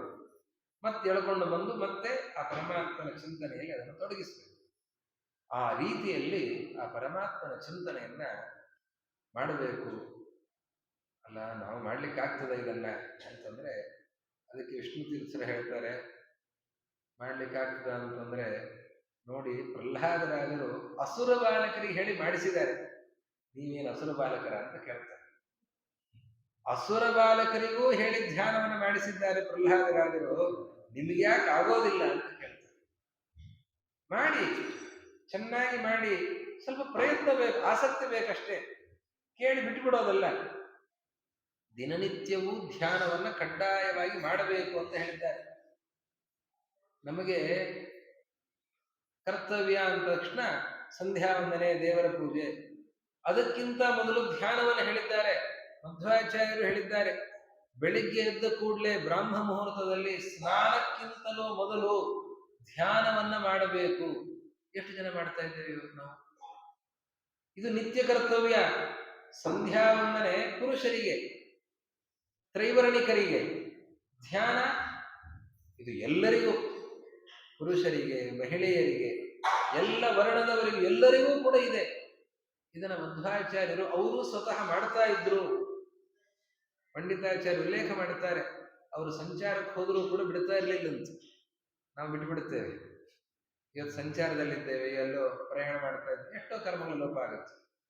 ಮಧ್ವಾಚಾರ್ಯ ಎಲ್ಲಿಗೆ ಹೋದರೂ ಕೂಡ ಬೆಳಗಿನ ಹೊತ್ತಿನಲ್ಲಿ ಸರಿಯಾಗಿ ಆಚಾರ್ಯರ ಧ್ಯಾನಕ್ಕೆ ಅಂತ ಮೊದಲೇ ಸಿದ್ಧಪಡಿಸಿ ಬಿಡ್ತಾ ಇದ್ರಂತೆ. ರಾತ್ರಿ ಹೊತ್ತಿನಲ್ಲೇ ಒಂದು ಕಾವಿಯ ಪರದೆ 4 ಕಡೆಯಲ್ಲಿಯೂ ಕೂಡ ಕಟ್ಟಿ, ನಾವು ಸೊಳ್ಳೆ ಪರದೆ ಕಟ್ಟಿಕೊಳ್ಳುತ್ತೇವೆ, ಧ್ಯಾನದ ಪರದೆ ನಾವು ಕಟ್ಟೋದು ನಮ್ಗೆ ಗೊತ್ತೇ ಇಲ್ಲ. ಮಧ್ವಾಚಾರ್ಯರು ಅವರು ಧ್ಯಾನದ ಪರದೆ ಕಟ್ಟಿಕೊಳ್ತಾ ಇದ್ದಾರಂತೆ. ಧ್ಯಾನದ ಪರದೆಯ ಮಧ್ಯದಲ್ಲಿ ಅರುಣ ಯವನಿಕಾಂತರ್ ಬ್ರಹ್ಮ ನಾರಾಯಣಾಖ್ಯಂ ಗುರುಗುಣಮಭಿದಧ್ಯೋ ಯೋಗ್ಯ ಯೋಗಾಸನಸ್ಥ. ಧ್ಯಾನದ ಪರದೆಯನ್ನು ಕಟ್ಟಿಕೊಂಡು, ಅದು ಕಾವಿಯ ಬಣ್ಣ, ಅದು ಮನಶ್ಚಾಂಚಲ್ಯಕ್ಕೆ ನಿಯಂತ್ರಣವನ್ನ ತರುವಂತಹ ಒಂದು ಬಣ್ಣ. ಅದಕ್ಕೆ ಕಾವಿಯ ಆ ಬಟ್ಟೆಯನ್ನ ಕಟ್ಟಿ ಅದರ ಮಧ್ಯದಲ್ಲಿ ಶ್ರೀಮದ್ ಆಚಾರ್ಯರು ಧ್ಯಾನಕ್ಕೆ ಅಂತ ಕೊಡ್ತಾ ಇದ್ರು. ಅವರಿಗೇನು ಬೇಕಾಗಿಲ್ಲ, ಅವ್ರು ಎಲ್ಲಿದ್ರು ಮನಸ್ಸೇನು ಚಂಚಲ ಆಗೋದಿಲ್ಲ ಅವರಿಗೆ. ಅವರು ಮೊನ್ನೆ ನಾವು ಹೇಳಿದ್ವಲ್ಲ, ತಚ್ಚಮೇ ಸುವ್ಯವಸ್ಥಿತಂ, ರಾಕ್ಷಸಿಯರ ಮಧ್ಯದಲ್ಲಿ ನನ್ನ ಮನಸ್ಸು ಇವತ್ತಿಗೂ ಶ್ರೀರಾಮಚಂದ್ರನ ಪಾದದಲ್ಲಿದೆ ಅಂತ ಹೇಳ್ತಾರೆ. ಅವರಿಗೆ ಯಾಕೆ ಬೇಕು ಈ ಧ್ಯಾನದ ಪರದೆ? ಅದು ಬೇಕಾದದ್ದು ನಮಗೆ, ಅವ್ರು ಮಾಡಿದ್ದಾರೆ, ಆದ್ರೆ ನಾವು ಅದನ್ನ ಪಾಲಿಸ್ತಾ ಇಲ್ಲ. ಧ್ಯಾನವನ್ನು ಮಾಡಬೇಕು, ನಿತ್ಯ ಕರ್ಮ ಅದು. ಧ್ಯಾನ ನಿತ್ಯ ಕರ್ಮ. ಆ ರೀತಿಯಲ್ಲಿ ವಿಷ್ಣು ತೀರ್ಥರು ತಿಳಿಸ್ತಾ, ಪ್ರಹ್ಲಾದರಾಜರು ಆ ಅಸುರ ಬಾಲಕರಿಗೆ ಉಪದೇಶವನ್ನು ಮಾಡಿದ್ದಾರೆ. ಯಾವ ರೀತಿಯಲ್ಲಿ ಧ್ಯಾನವನ್ನು ಮಾಡಬೇಕು ಅನ್ನೋದಕ್ಕೆ 2ನೇ ಸ್ಕಂಧದ ಆ ಶ್ಲೋಕಗಳನ್ನು ಕ್ರಮವಾಗಿ ಅದನ್ನ ಉಲ್ಲೇಖಿಸ್ತಾ ಪಾದದಿಂದ ಹಿಡಿದು ಪರಮಾತ್ಮನ ಶಿರಸ್ಸಿನ ತನಕ ಒಂದೊಂದೇ ಅವಯವಗಳ ಚಿಂತನೆಯನ್ನ ಮಾಡಬೇಕು. 2 ಕ್ರಮನೂ ಇದೆ. ಪಾದದಿಂದ ಶಿರಸ್ಸಿನ ತನಕ ಧ್ಯಾನವನ್ನು ಮಾಡುವಂತಹ ಕ್ರಮನೂ ಇದೆ, ಶಿರಸ್ಸಿನಿಂದ ಪಾದದ ತನಕ ಧ್ಯಾನವನ್ನು ಮಾಡುವಂತಹ ಕ್ರಮನೂ ಇದೆ. ಉಳಿದವರನ್ನ ಮನುಷ್ಯರ ಬಗ್ಗೆ ವಿಚಾರ ಮಾಡುವಾಗ ಶಿರಸ್ಸಿನಿಂದ ಪಾದದ ತನಕ, ದೇವತೆಗಳ ಬಗ್ಗೆ ಚಿಂತನೆ ಮಾಡುವಾಗ ಪಾದದಿಂದ ಶಿರಸ್ಸಿನ ತನಕ, ಪರಮಾತ್ಮನ ಬಗ್ಗೆ ಚಿಂತನೆ ಮಾಡುವಾಗ ಪಾದದಿಂದ ಶಿರಸ್ಸು, ಶಿರಸ್ಸಿನಿಂದ ಪಾದ ಎರಡೂ ರೀತಿಯಲ್ಲಿ ಧ್ಯಾನವನ್ನು ಚಿಂತನೆಯನ್ನು ಮಾಡಬೇಕು ಅಂತ ಸುಂದರವಾದ ಮಂದಹಾಸದ ಮುಖ, ಕಮಲದಂತಹ ವಿಶಾಲವಾದ ಕಣ್ಣುಗಳು, ಕಂಠದಲ್ಲಿ ಕೌಸ್ತುಭ ಮಣಿ ಬ್ರಹ್ಮದೇವರಿಂದ ಅಭಿಮನ್ಯಮಾನವಾದದ್ದು ಶೋಭಿಸ್ತಾ ಇದೆ. ಕಡಗಗಳನ್ನು ಧರಿಸಿದ್ದಾನೆ, ಅನರ್ಘ್ಯವಾದಂತಹ ಉಂಗುರುಗಳನ್ನು ಧರಿಸಿದ್ದಾನೆ. ತಲೆಯ ಮೇಲೆ ಇರುವಂತಹ ಕಿರೀಟ ಅದು ಅನರ್ಘ್ಯವಾದ ಅನೇಕ ರತ್ನಗಳಿಂದ ಖಚಿತವಾಗಿದೆ. ಅವನು ತನ್ನ ಪಾದಗಳನ್ನ ಕಮಲದ ದಳದ ಮೇಲೆ ಇಟ್ಟಿದ್ದಾನೆ.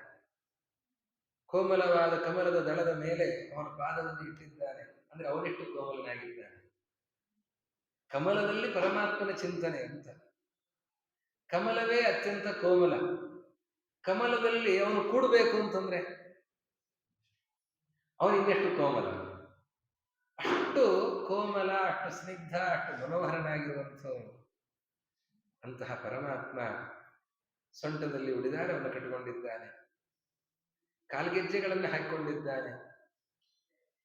ಅವನ ಆ ಮುಂಗುರುಳು ಅತ್ಯಂತ ನೀಲವಾಗಿರುವಂಥದ್ದು, ಅತ್ಯಂತ ಸ್ನಿಗ್ಧವಾದದ್ದು, ದಟ್ಟವಾದಂತಹ ಕೇಶರಾಶಿ. ಅವನ ಮಂದಹಾಸದಿಂದ ಎಲ್ಲರನ್ನೂ ಕೂಡ ತನ್ನ ಬಳಿಗೆ ಸೆಳೀತಾ ಇದ್ದಾನೆ. ಅವನ ಮುಖ, ಅವನ ಮಾತು, ಅವನ ಮಂದಹಾಸ, ಅವನ ಹುಬ್ಬಿನ ವಿಲಾಸ. ಅವನು ಒಮ್ಮೆ ಹುಬ್ಬಿನ ವಿಲಾಸವನ್ನು ಮಾಡಿದರೆ ಆ ಹುಬ್ಬು ಹಾರಿಸ್ತಾನಂತ. ಆ ಹುಬ್ಬಿನ ಆ ವಿಲಾಸ ಹೇಗಿದೆ? ಭ್ರೂಭಂಗ ಸಂಸೂಚಿತ ಭೂರ್ಯನುಗ್ರಹ. ಅವನ ಹುಬ್ಬಿನ ವಿಲಾಸವನ್ನು ನೋಡಿದರೆ ಎಂಥ ಅನುಗ್ರಹವನ್ನು ಮಾಡ್ತಿದ್ದಾನೆ ಸ್ವಾಮಿ ಅಂತ ಅನಿಸುತ್ತೆ.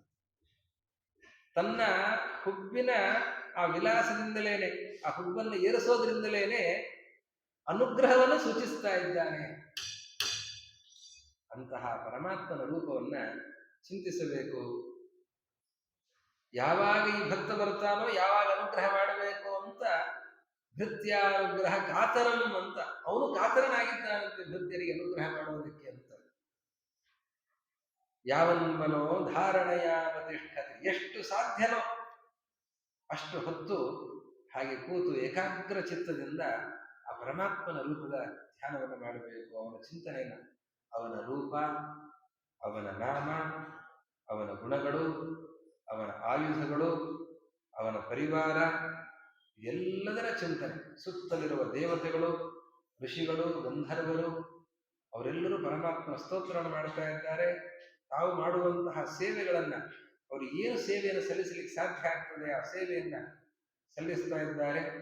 ಲಕ್ಷ್ಮೀದೇವಿ ಅನಂತ ರೂಪಗಳ ಸ್ವೀಕಾರವನ್ನು ಮಾಡಿ ಅನಂತ ಸೇವೆಯನ್ನ ಲಕ್ಷ್ಮೀದೇವಿ ಮಾಡ್ತಾ ಇದ್ದಾಳೆ. ಬ್ರಹ್ಮದೇವರು 4 ಮುಖಗಳಿಂದ 4 ವೇದಗಳಿಂದ ಪರಮಾತ್ಮನನ್ನ ಕೊಂಡಾಡ್ತಾ ಇದ್ದಾರೆ. ವಾಯುದೇವರು ಗಾನವನ್ನು ಮಾಡುತ್ತಾ ಇದ್ದಾರೆ. ಎಲ್ಲ ರೀತಿಯ ಆರಾಧನೆಯನ್ನ ಅವರು ಮಾಡ್ತಾ ಇದ್ದಾರೆ. ಲಕ್ಷ್ಮೀದೇವಿ ತನ್ನ ಕೈಯಲ್ಲಿ ಚಿನ್ನದ ಕಲಶವನ್ನು ಹಿಡಿದು ಅದರಲ್ಲಿ ಅಮೃತ ಇದೆ, ಅಮೃತದ ಧಾರೆ, ಅದನ್ನ ಪರಮಾತ್ಮನ ಮೇಲೆ ಅವಳು ಅಭಿಷೇಕ ಮಾಡ್ತಾ ಇದ್ದಾಳೆ. ಅದನ್ನು ಚಿಂತಿಸಬೇಕು. ಅಲ್ಲ, ಕೊಡ ಖಾಲಿಯಾಯಿತು. ಖಾಲಿಯಾಗುವ ಕೊಡ ಅಲ್ಲವೇ ಅಲ್ಲ. ಲಕ್ಷ್ಮೀದೇವಿಯ ಕೈಯಲ್ಲಿರುವಂತಹ ಆ ಕೊಡ ಅದ್ಯಾಕೆ ಖಾಲಿ ಆಗುತ್ತೆ? ಅದು ಅದರಲ್ಲಿರುವಂತಹ ಅಮೃತ, ಆ ಅಮೃತದ ಅಭಿಷೇಕವನ್ನು ಮಾಡುತ್ತಾಳೆ.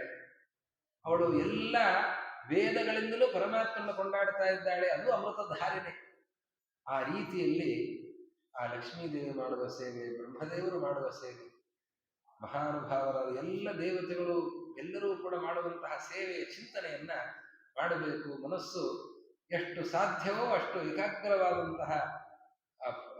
ಏಕಾಗ್ರವಾಗಿ ಆ ಪರಮಾತ್ಮ ರೂಪದ ಗುಣಗಳ ಮಹಿಮೆಗಳ ಚಿಂತನೆಯನ್ನ ಮಾಡಬೇಕು ಅಂತ ಧ್ಯಾನ ಪ್ರಕರಣದ ನಿರೂಪಣೆಯನ್ನು ಮಾಡುತ್ತಾರೆ. ಮುಂದೆ ಕ್ರಮವಾಗಿ ಇನ್ನು ಅನೇಕ ಪ್ರಕರಣಗಳಿವೆ. ಧರ್ಮೋಪದೇಶ ಪ್ರಕರಣ ಬಹಳ ಸುಂದರವಾದ ಪ್ರಕರಣ. ಅದರ ಚಿಂತನೆಯನ್ನ ನಾಳೆ ಮಾಡೋಣ ಅಂತ ಹೇಳ್ತಾ, ಏಕಾದಶಿ ಹೊತ್ತು ಎಲ್ಲರೂ ಯಥಾಶಕ್ತಿ ದೇವರ ಹತ್ರ ಕೇಳ್ಕೊಳ್ಳೋದು, ಸ್ವಾಮಿ ಉಪವಾಸವನ್ನ ಮಾಡಿಸು ಅಂತ ಅವರಲ್ಲಿ ಕೇಳ್ಕೊಳ್ಬೇಕು, ಶಕ್ತಿಯನ್ನು ನೀಡಿ.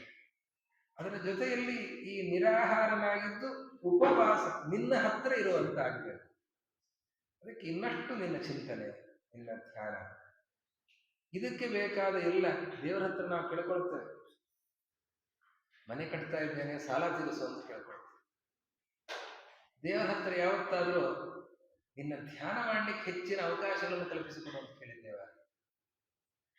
ಲೌಕಿಕ ವಿಷಯಗಳನ್ನು ಬೇಕಾದಷ್ಟು ಕೇಳ್ತೇವೆ ದೇವರ ಹತ್ರ ಇದನ್ನು ಕೇಳ್ಕೊಳ್ಳೋದು, ನಿನ್ನ ಚಿಂತನೆಯನ್ನ ಕೊಡೋದು, ನಿನ್ನ ಧ್ಯಾನದ ಭಾಗ್ಯವನ್ನು ಕೊಡೋದು, ನಿನ್ನ ಸೇವಕರ ಸಮಾಗಮವನ್ನು ನನಗೆ ಕೊಡುವಂತ ನಾವೆಲ್ಲರೂ ದೇವರಲ್ಲಿ ಕೇಳಿಕೊಳ್ಳೋಣ ಅಂತ ಹೇಳ್ತಾ ಇವತ್ತಿನ ಕಥಾಭಾಗವನ್ನ ಶ್ರೀ ಗುರು ಬುದ್ಧೇಶ ಹರೆಯ ತಪಸ್ವಿನೋ ದಾನಪರಾಯ ಯಶಸ್ವಿನೋ ಮನಸ್ವಿನೋ ಮಂತ್ರವಿದಸ್ಸು ಮಂಗಲಾಃ ಶ್ರೀಮನ್ನ ವಿಂದಂತಿ ವಿನಾಯದರ್ಪಣಂ ತಸ್ಮೈ ಸುಭದ್ರಶ್ರವಸೇ ನಮೋ ನಮಃ. ಅಕ್ಷಯಂ ಕರ್ಮ ಯಸ್ಮಿನ್ ಪರೇ ಸ್ವರ್ಪಿತಂ ರಕ್ಷಯಂ ಯಾಂತಿ